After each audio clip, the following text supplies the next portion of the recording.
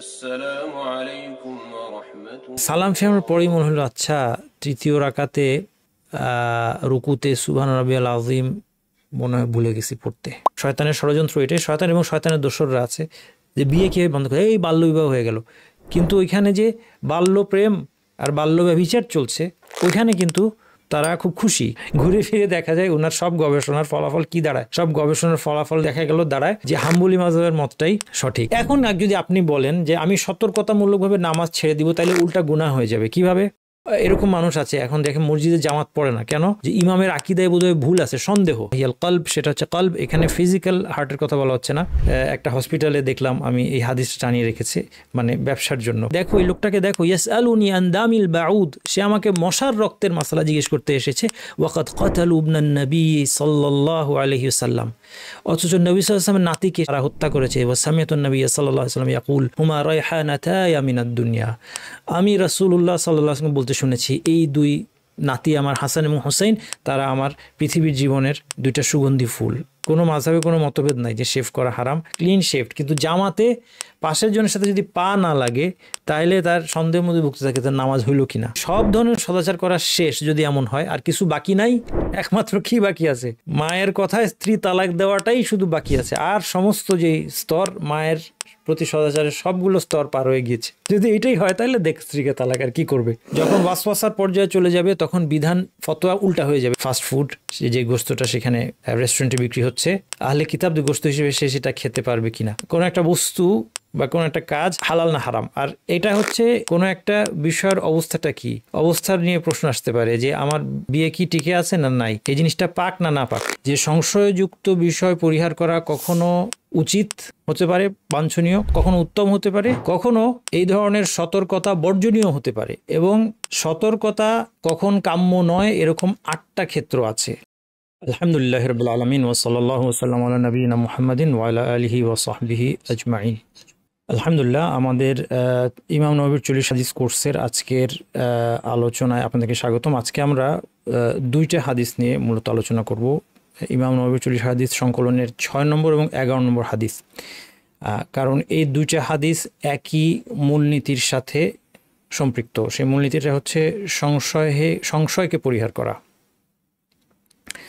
সংশয়কে পরিহার করার যে মূলনীতি, এটা শুনলে মনে হয় জিনিসটা খুব সিম্পল, কিন্তু এর প্রয়োগটা আসলে শেখার বিষয় আছে। আপাতদৃষ্টিতে মনে হতে পারে যে কেউ যদি যে কোনো সংশয়যুক্ত বিষয় পরিহার করে তাহলে তার জন্য জীবনটা কঠিন হয়ে যাবে, কিন্তু বাস্তবে আমরা দেখব যে বিষয়টা এরকম না। যেমন আমি যদি আপনাদেরকে একটা উদাহরণ দিই, এই উদাহরণটা দিয়ে আমি যদি শুরু করি। ধরা যাক একজন ব্যক্তি, তার সন্দেহ হচ্ছে তিনি স্ত্রীকে তালাক দিয়েছেন কি দেন নাই। এক্ষেত্রে সংশয়কে পরিহার করার অর্থ হচ্ছে যে মূলে ফিরে যেতে হবে, যে বিয়েটা অটুট আছে, এটাই হচ্ছে গিয়ে আসল, আরবিতে বলা হয় এটা হচ্ছে আসল। এটা হচ্ছে আমরা বলতে পারি যে আদি অবস্থা, অরিজিনাল অবস্থা। এরপর তিনি তালাক দিয়েছেন কি দেন নাই এটা নিয়ে তার সন্দেহ। কাজে এই ক্ষেত্রে এই ভদ্রলোক যদি তার স্ত্রীকে ভালোবাসেন তাহলে তিনি যখন এই মূলনীতি অনুযায়ী সংশয়যুক্ত বিষয়টাকে পরিহার করবেন বা ক্যান্সেল করে দিবেন, অর্থাৎ তালাক হয় নাই তিনি ধরে নেবেন, তখন তার ক্ষেত্রে সহজতা আসবে। আর যে আসলেই তার স্ত্রীর সাথে মিলমিশ নাই সে তো তালাক দিতেই পারবে। কাজেই এই উদাহরণে আমরা দেখতে পাচ্ছি যে এই মূলনীতির ফলে বিষয়টা এমন না যে সবসময় যেটা কঠিন সেটা আমরা করব। আচ্ছা, এরপর এই মূলনীতি শুনে অনেক সময় মনে হতে পারে যে সবসময় সন্দেহযুক্ত বিষয়টা পরিহার করাই বাঞ্ছনীয়, যেখানেই একটু সন্দেহ দেখা দিয়েছে সেখানে আমাদেরকে সেটা পরিহার করে চলতে হবে। কিন্তু বাস্তবে আমরা যখন এর প্রয়োগ শিখব তখন দেখব যে সংশয়যুক্ত বিষয় পরিহার করা কখনো উচিত হতে পারে, বাঞ্ছনীয়, কখনো উত্তম হতে পারে, কখনো এই ধরনের সতর্কতা বর্জনীয় হতে পারে। এবং সতর্কতা কখন কাম্য নয় এরকম 8টা ক্ষেত্র আছে। তো এই বিষয়টা অত্যন্ত প্রায়োগিক একটা বিষয়। প্রায়োগিক বলতে কি, যে আমাদের দৈনন্দিন জীবনে এটা খুব বেশি রকমের ব্যবহার আছে। আজকের যেই মূলনীতি নিয়ে আমরা কথা বলছি, যেটা ইমাম নববীর 40 হাদিসের কোন দুইটা হাদিস বললাম, 6 নম্বর এবং 11 নম্বর হাদিস আমার একসাথে আলোচনা হয়ে যাবে। এই দুটো হাদিস খুব কাছাকাছি এবং এই দুটো হাদিস থেকে সম্মিলিতভাবে যে বিধানটা নিয়ে আমরা আজকে আলোচনা করব সেটা হচ্ছে সংশয়যুক্ত বিষয় বা সংশয় বা সন্দেহ পরিহার করার মূলনীতি। আমরা প্রথমে 6 নম্বর হাদিসটা দিয়ে আমাদের আলোচনা শুরু করে দিই। এই হাদিসে আন আবি আবদুল্লাহ আন-নুমান ইবনে বাশির রাদিয়াল্লাহু আনহুমা, আন-নুমান ইবনে বাশির রাদিয়াল্লাহু আনহুমা, নুমান সাহাবীর নাম, তার বাবার নাম বাশির, তারা দুজনই সাহাবী ছিলেন, এজন্য রাদিয়াল্লাহু আনহুমা বলা হয়েছে।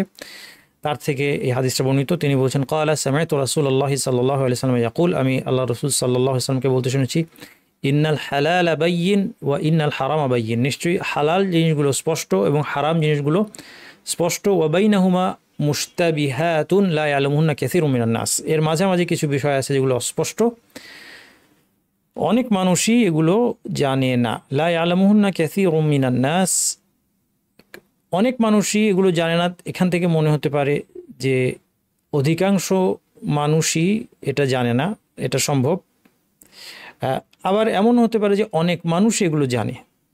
কাজেই অস্পষ্ট বিষয়ের যে অস্পষ্টতা, সেই অস্পষ্টতা একটা আপেক্ষিক বিষয় এবং দিনের মধ্যে এমন কোনো বিষয় নেই যেটা কেউই জানে না, এই বিষয়টা আমরা দেখব। কাজেই এই বাক্যটা অনুবাদ বলার সময় আমাদের সামনে বাংলাটা আসবে, যেহেতু হাদিসটা একটু বড় এই জন্য এই স্ক্রিনে শুধু আরবিটা দেখাচ্ছি আপনাদেরকে, আর এরপর আপনাদেরকে শুধু বাংলাটাও দেখাবো ইনশাল্লাহ।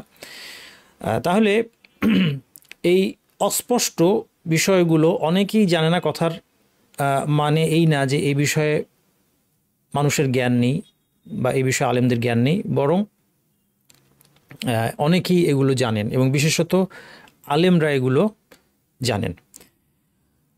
ফামান ইত্তাকা শুবুহাতি ইস্তাবরা লিদীনিহি ওয়া ইরদিহি, যে সংশয়যুক্ত বিষয় বা অস্পষ্ট বিষয়গুলো থেকে বেঁচে থাকবে সে তার দিন এবং সম্মানকে রক্ষা করার ব্যবস্থা করলো। ওয়ামান ওয়াকা ফি শুবুহাতি ওয়াকা ফিল হারাম, আর যে এই অস্পষ্ট সংশয়যুক্ত বিষয়গুলোর মধ্যে পড়ে যাবে সে হারামের মধ্যে পড়ে যাবে।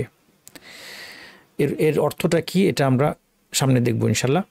তারপরে রাসূলুল্লাহ সাল্লাল্লাহু আলাইহি সাল্লাম একটা উদাহরণ দিলেন, কাররাঈ ইয়ারআ হাওলাল হিমা, একজন রাখালের মতো যে একটা সংরক্ষিত এলাকার চারিদিকে বা সংরক্ষিত এলাকার কাছাকাছি গিয়ে তার পশুগুলোকে চড়ায়। ইউশিকু আন ইয়ারতাআ ফীহি, সে শীঘ্রই এই সংরক্ষিত এলাকার মধ্যে ঢুকে পড়বে, নিজের অজান্তেই সে হয়তো একসময় এই নিষিদ্ধ এলাকার মধ্যে ঢুকে পড়বে। এখানে যে সংরক্ষিত এলাকা বলা হচ্ছে সেটা হচ্ছে আগেকার দিনের রাজা বাদশারা তাদের নিজেদের পশুগুলো চড়ানোর জন্য একটা এরিয়া তারা ডেজিগনেট করে রাখতো, যেখানে অন্য জনসাধারণের পশুগুলোকে প্রবেশ করা নিষেধ।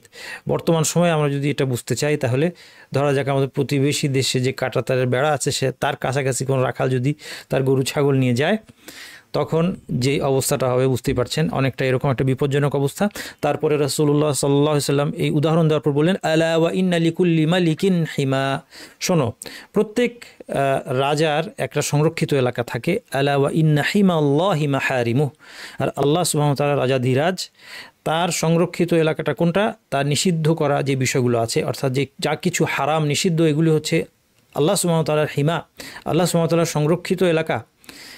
আলা ওয়া ইন্না ফিল জাসাদি মুদগাহ, শোনো শরীরের মধ্যে একটা মাংসপিণ্ড আছে, ইদা সালাহা সালাহাল জাসাদু কুল্লু ওয়া ইদা ফাসাদাত ফাসাদাল জাসাদু কুল্লু, এই মাংসপিণ্ডটা যদি সুস্থ হয় তাহলে গোটা দেহ সুস্থ থাকবে এবং যদি এই মাংসপিণ্ডের মধ্যে কোনো সমস্যা দেখা দেয় তাহলে গোটা দেহটা সমস্যা জর্জরিত হয়ে পড়বে। আলা ওয়াহিয়াল কলব, সেটা হচ্ছে কলব। এখানে ফিজিক্যাল হার্টের কথা বলা হচ্ছে না।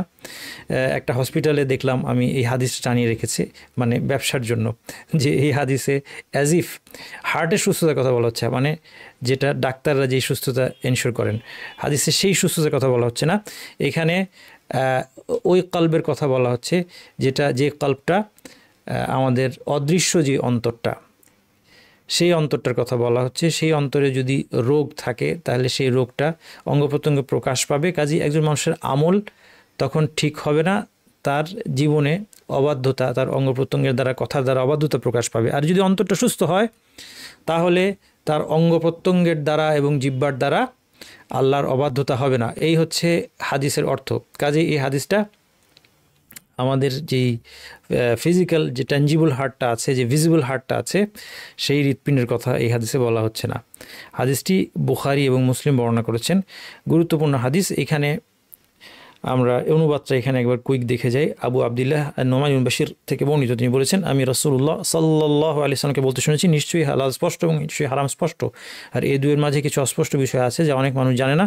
কাজেই যে সন্দেহযুক্ত বিষয় থেকে বেঁচে থাকলেও সে তার দিনকে ঘাটতি থেকে এবং সম্মানকে মানহানি থেকে রক্ষার ব্যবস্থা করলো। আর যে সন্দেহযুক্ত বিষয় পতিত হয় সে হারামে পতিত হয়, একজন রাখালের মতো যে সংরক্ষিত এলাকার আশপাশে পশু চড়ায়, পশু যে কোনো সময় সংরক্ষিত এলাকায় ঢুকে পড়বে। শোনো, নিশ্চয়ই প্রত্যেক রাজারই একটি সংরক্ষিত এলাকা থাকে। শোনো, নিশ্চয়ই আল্লাহর সংরক্ষিত এলাকা হলো তার নিষিদ্ধ বিষয়গুলো। শোনো, নিশ্চয়ই দেহে একটি মাংসপিণ্ড আছে যা ঠিক থাকলে গোটা দেহ ঠিক থাকবে, সেটা পচে গেলে গোটা দেহ পচবে। শোনো, সেটা হলো অন্তর।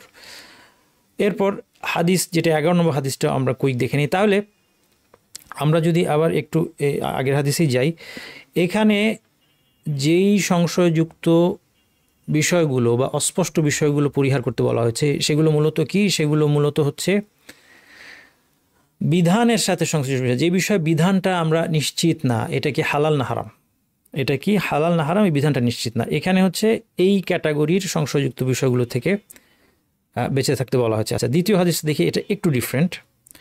11 নম্বর হাদিসের ইমাম 40 সংকলনে এই হাদিসটা বর্ণনা করেছেন আল হাসান ইবনে আলী ইবনে আবি তালিব আন আবি মুহাম্মদ, মুহাম্মাদের বাবা আল হাসান ইবনে আলীন ইবনে আবি তালিব সিবত রাসূলিল্লাহ সাল্লাল্লাহু আলাইহি ওয়াসাল্লাম ওয়া রাইহানাতিহি রাদিয়াল্লাহু আনহুমা।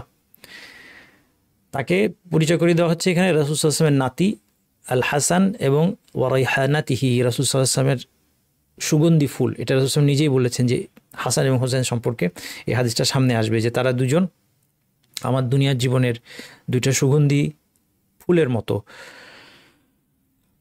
তার থেকে বর্ণিত, হাফিজ তুমিন রাসূলিল্লাহি সাল্লাল্লাহু আলাইহি ওয়াসাল্লাম, আমি রাসূলুল্লাহ সাল্লাল্লাহু আলাইহি ওয়াসাল্লাম থেকে মুখস্থ করেছি, দা মা ইয়ারিবুকা ইলা মা লা ইয়ারিবুক, যেটা তোমার মনে সন্দেহের জন্ম দেয় সেটাকে পরিত্যাগ করে যাতে কোনো সন্দেহ নেই সেটার দিকে তুমি চলে যাও, অর্থাৎ সেটা গ্রহণ করো, যেখানে সন্দেহ নেই সেটা গ্রহণ করো, যেটা সন্দেহযুক্ত সেটাকে তুমি ছেড়ে দাও। এই হাদিসটা আগের হাদিসের চেয়ে আরেকটু ওয়াইডার অর্থের দিক থেকে। কিভাবে? কারণ এই হাদিসটা যেমন আহকামের ক্ষেত্রে, বিধানের ক্ষেত্রে প্রযোজ্য, অর্থাৎ যেটাকে তোমার সন্দেহ লাগছে যে এটা হারাম হতে পারে বা নাও হতে পারে, এটা ছেড়ে দাও, যেটা নিশ্চিত এটা খাও। হ্যাঁ, যেমন কেন একজন ব্যক্তি অবিশ্বাসীদের দেশে গেছে, ইউএসএতে বা ইউরোপিয়ান কোনো কান্ট্রিতে গিয়েছে, অ্যাপারেন্টলি সেটা খ্রিস্টান কান্ট্রি, এবং অ্যাপারেন্টলি তারা আহলে কিতাবদের গোশত খাওয়া বৈধ।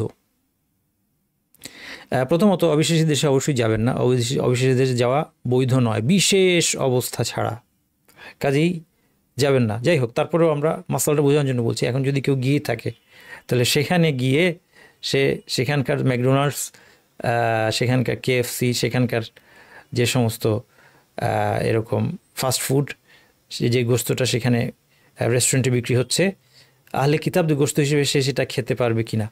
এই জায়গায় যদিও এটা মৌলিকভাবে বিধান হচ্ছে আহলে কিতাবদের গোশত বৈধ, কিন্তু এখানে আরও কতগুলো সমস্যা দেখা যায়। যেমন প্রশ্ন আসে যে তারা আসলে কি শরীয়তে যেভাবে রক্ত প্রবাহিত করতে বলা হয়েছে সেভাবে রক্ত প্রবাহিত করে কিনা, তারপরে তারা সেটা জবে করার সময় বিসমিল্লাহ বলে কিনা, এই ধরনের প্রশ্নগুলি আসছে। আদৌ বিসমিল্লাহ বলাটা সেখানে শর্ত কিনা, এই ধরনের অনেকগুলো বিষয় আসার ফলে এই মাসালায় আলেমদের মধ্যে, বড় বড় আলেমদের মধ্যে মতভেদ হয়েছে। এখন পর্যন্ত মতভেদ আছে বড় বড় আলেমদের মধ্যে, যে বর্তমান সময়ে যারা আহলে কিতাব, এবং আরেকটা প্রশ্ন জাগে যেটা, সেটা হচ্ছে তারা আদৌ অনেকেই হয়তো খ্রিস্টান না, এই প্রশ্নটাও আসে। খ্রিস্টানদের দেশ আমরা বলছি, কিন্তু খ্রিস্টানদের দেশের একটা বড় পার্সেন্টেজ, আপনারা যদি গুগল সার্চ দিয়ে দেখেন যে ধরা যাক ইউএসএ মতো দেশে কয়জন আসলে খ্রিস্টান এবং কয়জন আসলে নাস্তিক, কারণ কেউ যদি নাস্তিক হয়ে যায় তখন তো সে আর আহলে কিতাব থাকছে না। এই ধরনের বিভিন্ন প্রশ্ন এখানে আসে। এই ধরনের প্রশ্ন আসার পর আসলে এগুলো আদৌ অনুসন্ধান করতে হবে কিনা সেটাও প্রশ্ন আসে। কেউ কেউ বলছেন যে না, এটা কোনো অনুসন্ধান করতে যাওয়ার দরকার নেই, যে বাহ্যিকভাবে যে আহলে কিতাব তার গোশতটাই তুমি খেতে পারো, বাকি ডিটেলসগুলিতে আমাদের যাওয়ারই দরকার নাই, কারণ মূল হচ্ছে আহলে কিতাবদের গোশতটা হালাল। আরেক দল আলেম বলছেন যে না, মূল হচ্ছে যে কোনো পশুর ক্ষেত্রে বা জাবিহা, যেটাকে জবে করা হয়েছে সেটার ক্ষেত্রে মূল হচ্ছে এটা হারাম। কাজেই সেটা হালাল বলার জন্য নিশ্চিত হতে হবে ইত্যাদি। যাই হোক, যেটা আমি বলতে চাচ্ছি যে আপনার বিধানের ক্ষেত্রে সন্দেহের মূলনীতিটা প্রয়োগ করার মানে একটা প্র্যাকটিক্যাল এক্সাম্পল হচ্ছে, তাহলে আমরা একটা লোককে বলতে পারি সেখানে যে দেখেন আপনি এখন এই দেশে আছেন, এই দেশের যে গোস্তটা নিয়ে আইনের মধ্যে মতভেদ হয়েছে, তাহলে এটা আপনি অ্যাভয়েড করলেও তো অন্য একটা খাবার আপনি পাচ্ছেন যেটা খেয়ে আপনি জীবন ধারণ করতে পারবেন, সেটা আরও অন্য, আপনি মাছ খান, আপনি সবজি খান, আপনি মুসলিম দোকানের হালাল মিট সেগুলো খান, আপনার অল্টারনেটিভ আছে। হয়তো একটু মজা কম হইলো আর কি, হ্যাঁ, ওদের হয়তো বা কোনো একটা রেস্টুরেন্টের গোস্তটা খুব মজা, আপনার অনেক দিনের শখ, আপনি খাবেন কিন্তু এই শখটা পূরণ করতে পারলেন না, ঠিক আছে, এইটুকু আপনি স্যাক্রিফাইস করেন। দা আমা ইয়ারিবুক ইলামা আলা ইয়ারিবুক, এই হাদিসে মধ্যে এই বিধানটা পড়ছে, যেটা হচ্ছে 6 নম্বর হাদিস বিধান। আচ্ছা, 11 নম্বর হাদিসে একটা এডিশনাল জিনিস আসছে যে কোনো একটা কিছুর অবস্থা সম্পর্কে সিদ্ধান্ত নেওয়ার ক্ষেত্রে এই বিধানটা কাজে লাগে। অবস্থাটা কি?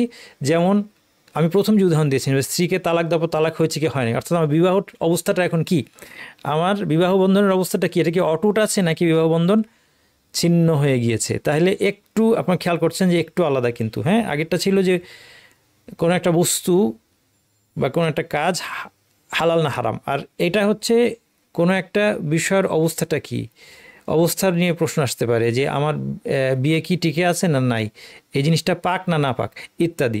তাহলে এই 11 নম্বর হাদিসটা আরেকটু ওয়াইডার, অর্থাৎ এই প্রিন্সিপালটাকে আরেকটু ব্যাপক পরিসরে আমরা এই হাদিসের মাধ্যমে প্রয়োগ করতে পারছি। আমরা সামনে আরও এক্সাম্পল দেখব, ইনশাল্লাহ আমাদের কাছে পরিষ্কার হয়ে যাবে। কিছু গুরুত্বপূর্ণ জ্ঞাতব্য, শরীয়তের কোনো বিধানের অস্পষ্টতার ব্যাপারটা আপেক্ষিক, কেউ না কেউ অবশ্যই সঠিক জ্ঞানের অধিকারী হবে। হ্যাঁ, এই প্রথম 1 নম্বর আর 2 নম্বর জ্ঞাতব্য যেটা, এটা কাছাকাছি, আমরা বিস্তারিত দেখব। কঠিন পথ বাছাই করাই সতর্কতা, বিষয়টি এমন নয়। একটা উদাহরণ আমরা দেখেছি, সামনে আরও কিছু উদাহরণ আমাদের আসবে। সন্দেহের কারণে নিশ্চিন্ততা দূর হয় না। দা আমা ইয়ারিবুক ইলামালা ইয়ারিবুক, যেটার মধ্যে সন্দেহ এটা বাদ দিয়ে যেখানে সন্দেহ নাই, যেটা নিশ্চিত ওটাতে যাও। তার মানে নিশ্চিত যেটা সেটা টিকে থাকবে, যেটা সন্দেহ সেটাকে ক্যান্সেল আউট করে দিতে হবে। তাহলে কোনো সন্দেহ আসার কারণে যে বিষয় নিশ্চিত ছিলাম এটা ক্যান্সেল হবে না।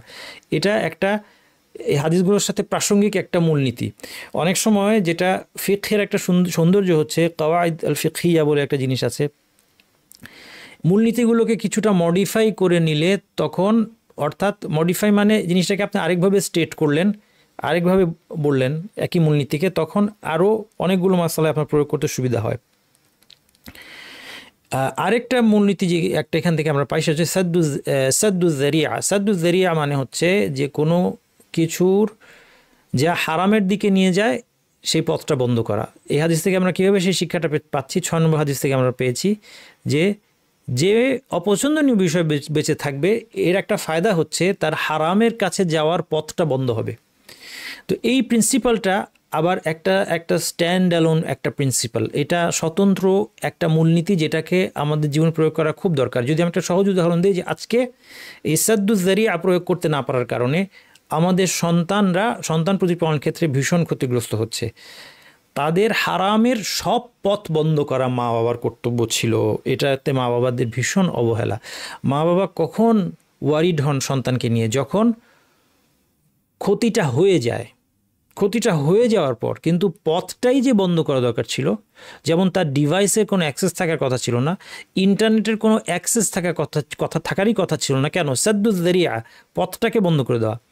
সেটা যখন আমরা করছি না, এই ব্যাপারে মা বাবা অনেক শিথিল। তারা একটা মোবাইল দিয়ে বসে আছে, হ্যাঁ, মোবাইলে তিনি ভাবছে যে আমার বাচ্চা নির্মল কিছু, নির্দোষ কিছু, যদি নির্দোষও ধরে নিই, এখানে ডোপামিন এডিকশন আছে, বাচ্চার কিন্তু মানে কগনিটিভ এবিলিটি নষ্ট হয়ে যাবে, সে কিন্তু নেশাগ্রস্ত হয়ে পড়বে স্ক্রিনের দিকে তাকিয়ে থাকতে, এবং অনেক ধরনের ক্ষতি আছে যদি হালালও ধরি, আপনি যদি অবাধভাবে তার হাতে ছেড়ে দেন। আচ্ছা, এরপর মা বাবা ভাবছে যে আমার বাচ্চা এগুলো বুঝেই না, কিন্তু মা বাবাকে বলি যে আপনি যেটা গিয়ে 20 বছর বয়সে বুঝেছেন, আপনার বাচ্চা এখন 8 বছর বয়সে এটা বুঝে। এখন আপনি ভাবছেন যে আমার বাচ্চা কিছুই বুঝে না, কিছুই জানে না, কিছুই দেখে না, আমি যা বাছাই করে দিয়েছি সেটাই দেখছে, হালাল জিনিস, হালাল বিনোদন দেখছে, কিন্তু সে কিন্তু অন্যদিকে অনেক কিছুতে সে সে সে অভ্যস্ত হয়ে পড়ছে আপনার অজান্তেই। কেন এই সমস্যাটা হলো? সাদ্দুজ জারিয়ানা, কারণ আপনার প্রথমেই পথটাই বন্ধ করা দরকার ছিল। যদি একান্ত কখনো কম্পিউটার দিতেও হয়, ওপেন স্পেসে সবার সামনে সেটা থাকবে এবং লিমিটেড সময় থাকবে। বাচ্চার ঘরের দরজা সে লাগাবে না, এই ধরনের কিছু মূলনীতি। বাচ্চারা অ্যাডাল্ট না হওয়া পর্যন্ত তাদের ঘরের দরজা লাগানোর কোনো প্রয়োজন নাই, এমনকি মানে বিয়ের সাথে এক পর্যন্ত কোনো প্রয়োজন নাই। প্রয়োজনে পর্দা দিয়ে দেন, আপনি জিজ্ঞেস করেই ঢুকবেন, পারমিশন নিয়ে ঢুকবেন, কিন্তু তার কোনো ধরনের প্রাইভেসির সুযোগ আপনি দিবেন না, যে প্রাইভেসিকে ব্যবহার করে সে কী করতে পারে, হারামে যেতে পারে। অন্তরের গুরুত্ব আমরা হাদিস থেকে বুঝতে পারি। এবং একটা কথা যে আমরা এই হাদিসের যে বাক্যটা, যে অন্তর ঠিক থাকলে সব ঠিক, এই জন্য এটাকে উল্টা করে অনেকে বলেন আমি যাই করি আমার অন্তরটা ঠিক আছে। এই কথার খুব ভুল একটা কথা। তাকে বোঝাতে হবে যদি অন্তর ঠিক থাকতো, যেমন কেউ একজন নামাজ পড়ছে না, দাড়ি শেভ করছে, পর্দা করছে না, সুদ ঘুষের সাথে সে জড়িত, তারপর বলছে যে না কিন্তু আমার অন্তরটা ভালো, আমার অন্তরটা ঠিক আছে, পর্দা করি না তো কী আছে, আমার অন্তরটা ফ্রেশ।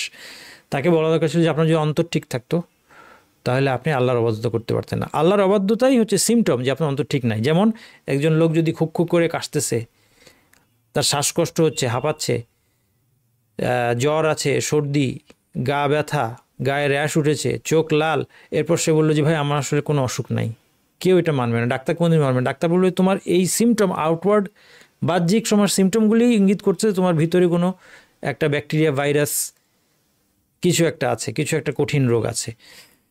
তো সেই জন্য আমি যাই করি অন্তর ঠিক আছে, এই হাদিস থেকে এই কথাটা বলা যাবে না। আচ্ছা, এখন হচ্ছে যে মানুষের জানা প্রয়োজন সে বিষয়ে কেউ না কেউ অবশ্যই জ্ঞানের অধিকারী। আচ্ছা, এই হাদিসটা পড়ে যে হাদিসে যে বাক্যটা যেখানে বলা হচ্ছে যে কিছু অস্পষ্ট বিষয় আছে, অনেকেই সেটা জানে না, এর মানে কি এই যে শরীয়ত অস্পষ্ট? এর মানে এই না যে শরীয়ত অস্পষ্ট, বরং শরীয়ত স্পষ্ট। খেয়াল করেন, না জানাটা এটা আমাদের ঘাটতি, আমাদের অজ্ঞতা।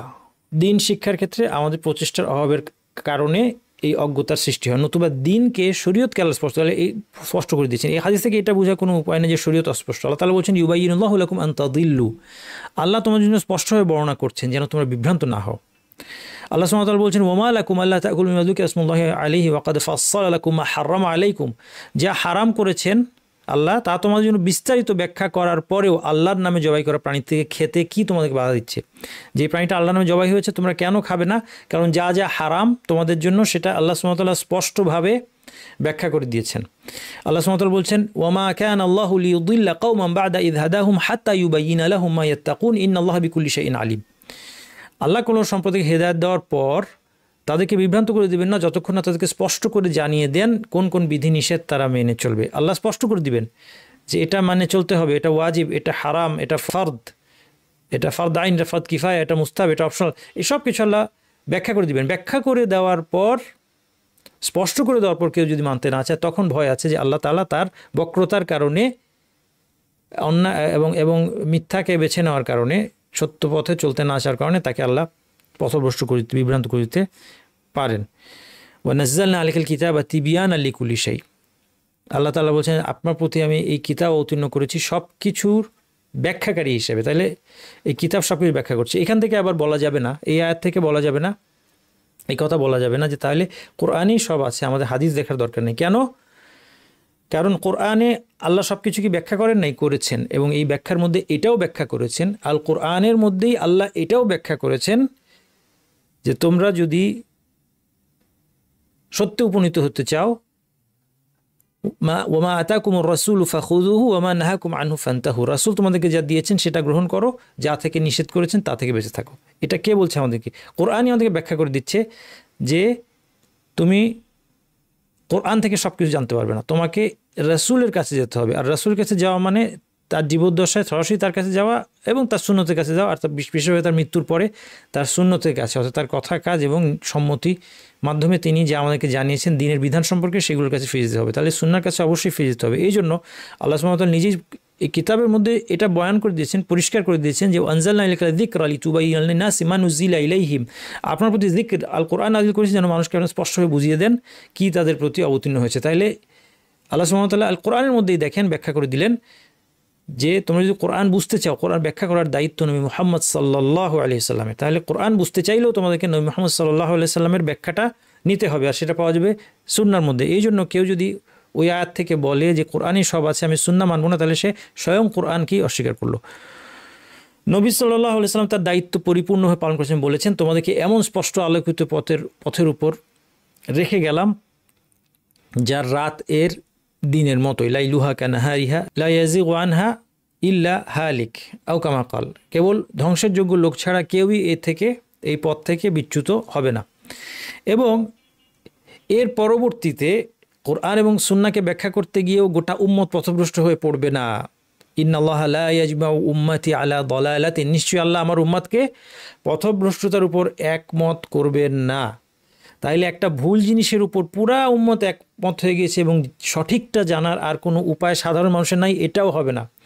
তাইলে আমরা বুঝতে পারছি যে কোরআন এবং হাদিস স্পষ্ট, কোরআন এবং হাদিসের মধ্যে সব কিছু স্পষ্ট করা হয়েছে। এবং পরবর্তীতে ইন্নাল উলামা ওয়ারাসাতুল আম্বিয়া, আলেমরা হচ্ছে নবীদের উত্তরাধিকারী। নবীদের উত্তরাধিকারী হিসেবে তারা এই জ্ঞানকে উত্তরাধিকার সূত্রে, যেমন মানুষ সম্পদ লাভ করে সেভাবে তারা এই জ্ঞানকে ধারণ করবে জেনারেশন পর জেনারেশন, এবং তাদের কাছে গিয়ে সত্যের সন্ধান পাওয়া যাবে এবং সবাই কখনো ভুলের উপর একমত হবে না।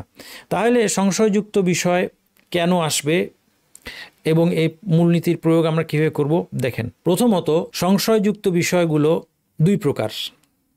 এক প্রকার হচ্ছে, প্রথম প্রকারটা এখানে আপনারা দেখেন, যা আলেমগণের নিকট স্পষ্ট, এমন বিষয় যেটার অস্পষ্টতাটা হচ্ছে শুধু জনসাধারণের মধ্যে, আলেমদের মধ্যে কোনো অস্পষ্টতা নাই। যেমন ধূমপান বর্তমান সময়ের বিশ্বের নির্ভরযোগ্য আলেমরা সবাই এখন একমত যে ধূমপান হারাম, নিষিদ্ধ। শুধু হারাম নয়, ধূমপান অনেকগুলো কারণ আছে যার কারণে ধূমপান কবিরা গুনাহ হয়ে যাওয়ার যথেষ্ট সম্ভাবনা আছে। আমি এটার উপর একটা ভিডিও বানিয়েছিলাম, কিন্তু মানুষ এটা পছন্দ করে নাই।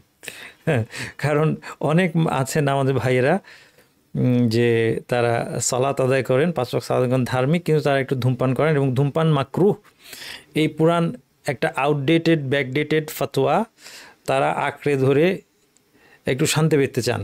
তো সেই জন্য আমার এই ভিডিওতে ভিউ খুবই কম হয়েছে, কারণ এটার মধ্যে আমি দেখেছি মানে মানুষ আসলে তো মানে সমালোচনাকে মানুষ পার্সোনালি নেয় যে মনে হয় আমাকেই বললো নাকি।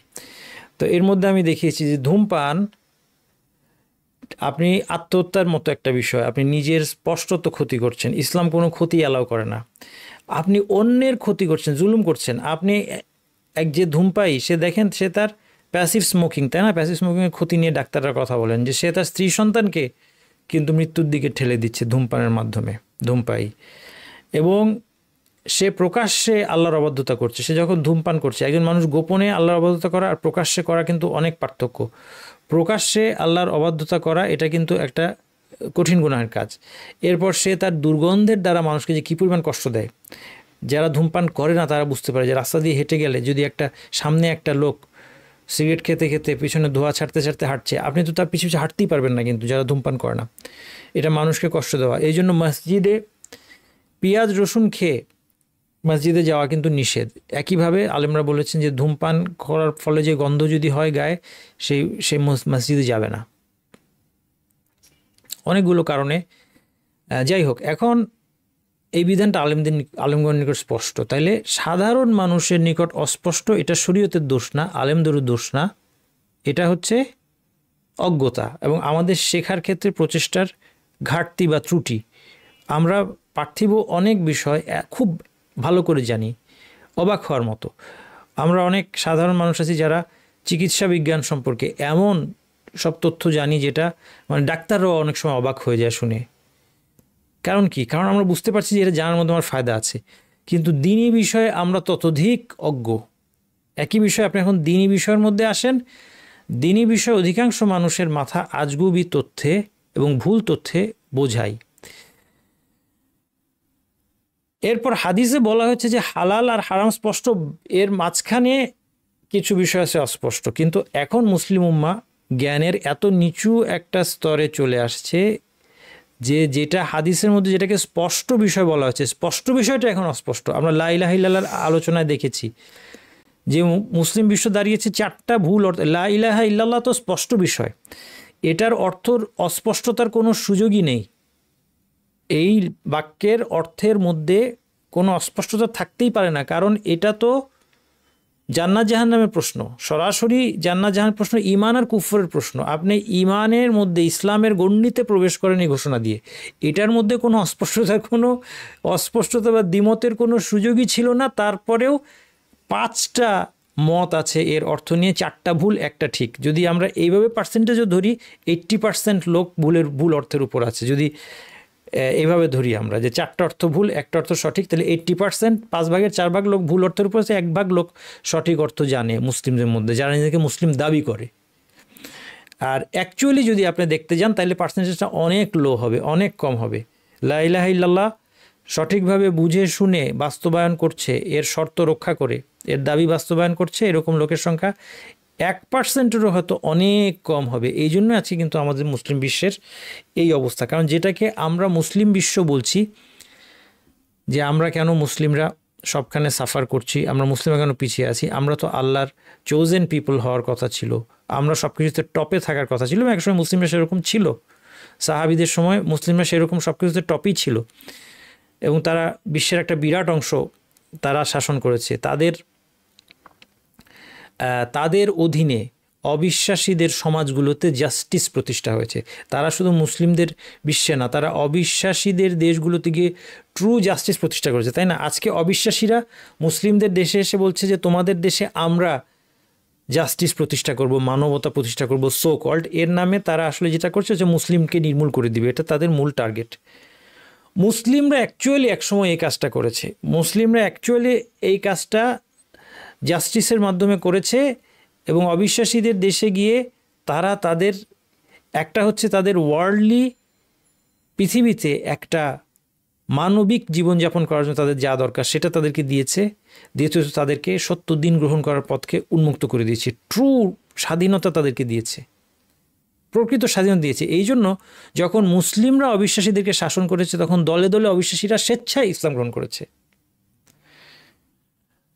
আর এর বিপরীতে যখন যাদের কথায় আমরা কনভিন্সড যে তারা আমাদের মুসলিম দেশগুলোতে গিয়ে সেখানে আমাদেরকে এডুকেট করবে, আমাদেরকে এনলাইটেন করবে, হ্যাঁ, আমাদের মধ্যে ডেমোক্রেসির মাধ্যমে আমাদেরকে সভ্য করে তুলবে, তারা আসলে তাদের মূল টার্গেট হচ্ছে ইসলামকে নির্মূল করে দেওয়া। বিষয় হচ্ছে যেটা বলছি যে তাহলে আমাদের 6 নম্বর হাদিস মতে কিছু মাসআলা থাকার কথা ছিল, সূক্ষ্ম কিছু মাসআলায় সংশয় আছে, এটা মুসলিমদের জনসাধারণ অনেকে জানে না, ঠিক আছে, এক্সকিউজড, তারা এটা পরিহার করে চলবে। কিন্তু অবস্থাটা এখন হচ্ছে যেখানে রাসূল সাল্লাল্লাহু আলাইহি ওয়াসাল্লাম বলেছেন হালালটা বাইয়িন, স্পষ্ট বিষয়গুলো যেগুলো হওয়ার কথা, এই স্পষ্ট বিষয়গুলোই এখন আমাদের কাছে অস্পষ্ট, আর অস্পষ্ট বিষয় বাড়ি থাকলো। যাই হোক, তাহলে এরকম ধূমপানের মতো অনেক বিষয় আছে যেটা আলেমদের নিকট স্পষ্ট কিন্তু সাধারণ মানুষের নিকট অস্পষ্ট। 2 নম্বর, যা বহু আলেমের নিকট অস্পষ্ট। এখানে এখন প্রশ্ন আসবে যে আলেমদের নিকট কোনো বিষয় অস্পষ্ট কেন হয়? আলেমদের নিকটও কি অস্পষ্ট থাকতে পারে? হ্যাঁ, হতে পারে। মূলত আলেমদের নিকট অস্পষ্ট হয় হচ্ছে যে জিনিসগুলো নিত্য নতুন মাসাইল, মুস্তাজাদ্দাত। একটা উদাহরণ দিলে আপনারা বুঝতে পারবেন, এবং বুঝতে পারবেন যে এটা আলেমদের কোনো দোষ না, আলেমরা কোনো ত্রুটি করছেন এরকম না। অনেকে মনে করতে পারে যে আলেমরা করেটা কি, তারা সারাদিন কোরআন হাদিস নিয়ে থাকে, তাদের কাছে অস্পষ্ট থাকবে না। হ্যাঁ, থাকতে পারে নতুন নতুন জিনিস। যেমন এক সময় কি আসলো, পেপার কারেন্সি আসলো। একসময় মানুষের মুদ্রা ছিল, লেনদেন হতো স্বর্ণরূপের মাধ্যমে। তারপর এক সময় স্বর্ণরূপ এটা বহন করা কষ্ট, কাগজ অনেক হালকা, পেপার কারেন্সি আসলো যেটা ব্যাকড বাই গোল্ড সিলভার এগুলি, অর্থাৎ এটার বিপরীতে গোল্ড সিলভার রিজার্ভ আছে। তারপর এক সময় সে হয়তো রিজার্ভও উঠে গেল। তো যখন প্রথম পেপার কারেন্সি আসলো, এই পেপার কারেন্সির ক্ষেত্রে আপনার এটাকে বলা যায় যে পেপার কারেন্সিটাকে ইসলাম ঠিক কী হিসেবে দেখবে, এটার ক্ষেত্রে কী ধরনের রুলিং অ্যাপ্লাই হবে, এটার জাকাতের ক্ষেত্রে কী রুলিং অ্যাপ্লাই হবে। আচ্ছা, এরপরে কারেন্সির লেনদেনের ক্ষেত্রে সুদ অ্যাপ্লাই হবে কি না, স্বর্ণরূপের এক্সচেঞ্জের ক্ষেত্রে সুদ অ্যাপ্লিকেবল। এখন যেটা পেপার কারেন্সি, ডলার, টাকা, রিয়েল, এগুলোর কেনাবেচার ক্ষেত্রে কি সুদের প্রিন্সিপালগুলো অ্যাপ্লিকেবল হবে কিনা, সুদের প্রিন্সিপাল মেনে লেনদেন করতে হবে নাকি, এই ধরনের অনেক প্রশ্ন এটার সাথে জড়িত। যে আপনি এক একটা মুদ্রা, এক একটা দেশের মুদ্রাকে কিভাবে আপনি দেখবেন, ফিকহের পার্সপেক্টিভ থেকে কিভাবে দেখবেন। যখন এটা নতুনভাবে আসলো, আলেমরা এটা নিয়ে গবেষণা করলেন এবং একটা দীর্ঘ সময় তারা গবেষণা করার পর তারা এই ব্যাপারে কিছু সিদ্ধান্ত দিলেন। এবং এই জন্য এই যে অস্পষ্টতা, এটা হচ্ছে সাময়িক। নতুন একটা জিনিস আসার পর কিছুদিন এটার মধ্যে অস্পষ্টতা থাকে এবং এই অস্পষ্টতার সময়টায় আলেমরা যখন নিজেরাও একটা ক্লিয়ার সিদ্ধান্তে আসতে পারছেন না, তাদের মধ্যে দুইটা ভাগ আছে, তারা আলাপ আলোচনা করছেন বিষয়টা নিয়ে। এই সময়টা হচ্ছে অস্পষ্টতার সময়। যেমন আমি পেপার কারেন্সি নিয়ে উদাহরণ দিলাম। আচ্ছা, এরপর এই যুগটা পার হয়ে গেছে, পেপার কারেন্সি নিয়ে এখন অস্পষ্টতা নাই যে পেপার কারেন্সি যে ব্যবহার করা বৈধ এবং এখানে সুদের প্রিন্সিপাল অ্যাপ্লিকেবল হবে ইত্যাদি ইত্যাদি। এরপর আসলো আপনার দেখেন এখনকার, যদি আমি প্র্যাকটিক্যাল উদাহরণ দিই, ক্রিপ্টোকারেন্সি বিটকয়েন, আপনারা অনেকের নাম শুনেছেন। ক্রিপ্টোকারেন্সির ব্যাপারটা নিয়ে কিন্তু এখনও আমি যতদূর পড়াশোনা করেছি, এখনও আলেমদের মধ্যে খুব ক্লিয়ার কোনো আলেমদের থেকে একটা ঝোঁক এখনও আসে নাই, যেটাতে বলা যায় না আলেমরা যে নিশ্চিত যে এটা করা যাবে ক্রিপ্টোকারেন্সি, অথবা নিশ্চিত যে যাবে না। কোনো দিকেই খুব ক্লিয়ার কিছু আপনি পাবেন না। একই আলেম, আমি এরকম শুনেছি, একই আলেম 3 বছর আগে একটা ফতোয়া দিয়েছেন, 3 বছর পরে তার ফতোয়া চেঞ্জ হয়েছে। কেন? কারণ কি? এটা কি তার দোষের কিছু? মানুষ এটাকে অনেক সময় ক্রিটিসাইজ করে যে হ্যাঁ ওই দিন উনি এই কথা বললেন, আজকে এই কথা বলেন। এটা দোষ না, এটা ভালো। উনি ওনার মত থেকে ফিরে আসছেন, ওনার কাছে যেটাকে কোরআন হাদিস আলোকে সত্য মনে হচ্ছে সেটাও নিতে চাচ্ছেন। তাহলে এটা প্রমাণ করে যে তার অতীতের মত থেকে ফিরে আসতে পারে। এটা প্রমাণ করে তার মধ্যে রিজিডিটি নাই, সে কোরআন সুন্নাহ মানার ক্ষেত্রে অগ্রসর। আচ্ছা, তাহলে এই ধরনের জিনিস এখন ক্রিপ্টোকারেন্সি, তাহলে এই ধরনের জিনিসগুলো যেগুলো বহু আলেমের নিকট অস্পষ্ট, এই জিনিসগুলো থেকে আমাদেরকে বেঁচে চলতে হবে। তাহলে আসেন আমরা 3টা জিনিস পেলাম। আচ্ছা, যেই জিনিসটা আলেমদের, এখন প্রথমটা যেটা আলেমদের নিকট স্পষ্ট, জনসাধারণকে অস্পষ্ট, সেই সম্পর্কে তাদেরকে প্রশ্ন করে জেনে নিতে হবে। আলেমদের নিকট স্পষ্ট ধূমপান নিয়ে আপনি আগে আলেমদেরকে প্রশ্ন করবেন। অনেকে দেখা যায় যে সমস্যায় পড়ার পরে তারা প্রশ্নটা করে। এটা খুব বেশি হয় ভাইরা আমার বিজনেস ট্রানজ্যাকশনগুলোর ক্ষেত্রে। হ্যাঁ, যেমন একজন একটা ট্রানজ্যাকশনে জড়িয়ে গিয়েছেন। হ্যাঁ, অনেক সময় আমরা এরকম করি, এরকম কেস হয় যে একজনকে টাকা দিয়েছে, একজন আমাকে টাকা নিয়েছে যে কোনো একটা ব্যবসা করবে, যে তুমি আমাকে 10 লাখ টাকা দাও, আমি এটা নিয়ে ব্যবসা করবো, ব্যবসা করে 1 বছর পরে তোমার 10 লাখ টাকাও, ব্যবসাও বললো যে এই ব্যবসা করব, 1 বছর পরে তোমাকে 10 লাখ টাকা ফেরত দিব, আর ব্যবসা করে যে লাভ হবে সেই লাভ থেকে তুমি আরও 1 লাখ টাকা পাবে। এটা সুদ হয়ে গেল। কারণ যদি ব্যবসা হয় পার্সেন্টেজ হিসেবে ভাগ করতে হবে। তাকে সে বলবে যে আমি ব্যবসা করব 1 বছর পরে, ঠিক আছে, সব ঠিক আছে, কিন্তু 1 বছর পরে যেটা লাভ হবে সেই লাভের 50% আমার, 50% তোমার, পার্সেন্টেজে অ্যাগ্রি করতে হবে। অথবা 2/3 আমার, 1/3 তোমার। যেহেতু আমি ব্যবসা করব, খাটনি করব, আমি 2/3 নেব, তুমি 1/3 নেবে। এইখানে অ্যাগ্রিমেন্ট হবে। কেন? কারণ ব্যবসায় লস হতে পারে, আর লস হলে লস বিয়ার করতে হবে। আচ্ছা, এখন এই যে সিম্পল একটা বিষয়, এই বিষয়ে মানুষ হচ্ছে প্রথমে ঝাঁপিয়ে পড়ে। মানুষ এখানে কোনো প্রশ্ন করার দরকার আছে এটা মনে করে না। এটা আলেমদের কাছে স্পষ্ট একটা বিষয়। আমি ধূমপান থেকে কিন্তু এখন আরেকটা উদাহরণ চলে আসলাম, খেয়াল করেন জিনিসটা। এই ইনভেস্টমেন্ট কিন্তু আপনারা অনেকে করেছেন অনেক জায়গায়। একজন জমি রাখবে, একটা জমি কিনবে, জমি কিনে ওটার মধ্যে একটু কাজ টাজ করে হয়তো মাটি টাটি ভরাট করবে বা কিছু করবে আর কি, করে টোরে তারপরে এটাকে আর একটু বর্ধিত দামে বিক্রি করবে। আপনার কাছ থেকে টাকা নিল, আপনাকে বললো যে 10 লাখ টাকা দেন, 10 লাখ টাকা দেন, আপনি কি হবে, আপনি আর 10 লাখ টাকা তো পাবেন, আর 2 লাখ টাকা লাভ পাবেন। 2 লাখ বলা যাবে না, 2 লাখ কোত্থেকে বলবেন? আপনি লাভ করতে পারবেন জানেন না তো, ব্যবসা তো রিস্ক আছে, পার্সেন্টেজে ভাগ করতে হবে। এরকম অনেক কিছুর মধ্যে আপনার ইম্পোর্ট করার মধ্যে এখন যেভাবে এক্সপোর্ট ইম্পোর্ট হয়, এটার মধ্যে ইসলামের শরীয়তের সাথে বড় ধরনের সমস্যা আছে। দেখেন, এই যে ইম্পোর্ট আমরা যে করি, এটা শরীয়তসম্মতভাবে করা সম্ভব, কিন্তু কথা হচ্ছে যে মানুষ তো এটা জানেই না যে এটার মধ্যে কোনো জানার কোনো দরকার আছে। তাহলে, এবং এগুলি এমন না যে অস্পষ্ট, এগুলো আলেমদের কাছে স্পষ্ট, কিন্তু সাধারণ মানুষ মানে এই সমস্ত ব্যাপারে চরমভাবে অজ্ঞ। এবং ইনশাল্লাহ এই জন্য আমি বিজনেস ফিকের উপর একটা কোর্স করাবো, আমি প্রস্তুতি নিচ্ছি ইনশাল্লাহ। এটা খুব জরুরি, এটা ভাইদের জন্য জানা অত্যন্ত জরুরি। আমাদের এমনকি ধার্মিক ভাইদের, আমি যারা ধার্মিক উদ্যোক্তা এবং তারা ইসলামিক বিজনেস করার চেষ্টা করছেন, তাদের মধ্যেই এই বিষয়ে ব্যাপক অজ্ঞতা আছে, শুধুমাত্র পড়াশোনা না জানার কারণে। কারণ বুঝতেই পারছি না আমরা যে এখানে জানার কিছু থাকতে পারে। এই জন্য এই যে প্রথম ক্যাটাগরি, যে আলেমদের নিকট স্পষ্ট, সেটা সম্পর্কে প্রথমেই তাদেরকে প্রশ্ন করতে হবে। আর প্রশ্ন করলে আর অস্পষ্টতা থাকবে না। তাইলে এখানে অস্পষ্ট বিষয় বর্জন করা মানে কি? আপনি না জেনে আন্দাজে অস্পষ্ট এবং বললেন এবং বর্জন করলেন, এইভাবে আপনি চলতে পারবেন, এটা চলাও মুশকিল। আপনাকে প্রশ্ন করতে হবে, শিখতে হবে, জানতে হবে, জ্ঞান অর্জন করতে হবে। এটা হলো 1 নম্বর ক্যাটাগরি। 2 নম্বর ক্যাটাগরি দেখেন, যেসব নিত্য নতুন মাসালা আলেমগণের নিকট স্পষ্ট হয়নি, তা স্পষ্ট না হওয়া পর্যন্ত সতর্কতামূলক অবস্থানে থাকতে হবে। যেমন আমি ব্যক্তিগতভাবে বলবো যে বিটকয়েন বা ক্রিপ্টোকারেন্সি, এটা আমার পার্সোনাল, আমার পড়াশোনার ভিত্তিতে আমার ভিউ। আপনারা কেউ দ্বিমত করতে পারেন, কেউ বলতে পারে যে হ্যাঁ আমি শিওর বিটকয়েন হালাল, তার সাথে আমার কোনো ঝগড়া করার দরকার নেই। কিন্তু আমি আমার পার্সোনাল ভিউটা বলছি যে আমার কাছে এখনও হচ্ছে বিটকয়েন এমন একটা বিষয় যেটা আলেমরা সিদ্ধান্তে আসতে পারে না, কারণ একটা নতুন জিনিস।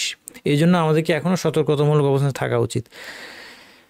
3 নম্বর আরেকটা কেস আছে, এটা হচ্ছে যে সকল পুরাতন মাসালার ক্ষেত্রে আলেমগণের মতভেদ হয়েছে। পুরাতন মাসালা কি মতভেদ নাই? মানে অস্পষ্টতার কারণ কি? আমরা 2টা কারণ দিয়েছি, কিন্তু এটা কেউ বলতে পারে যে অনেক পুরাতন মাসালাও আছে যেটার মধ্যে আলেমগণের মতভেদ আছে। এর কিছু কারণ আছে এবং এখানে করণীয় আছে, এটা আমরা লাস্টে আলোচনা করব।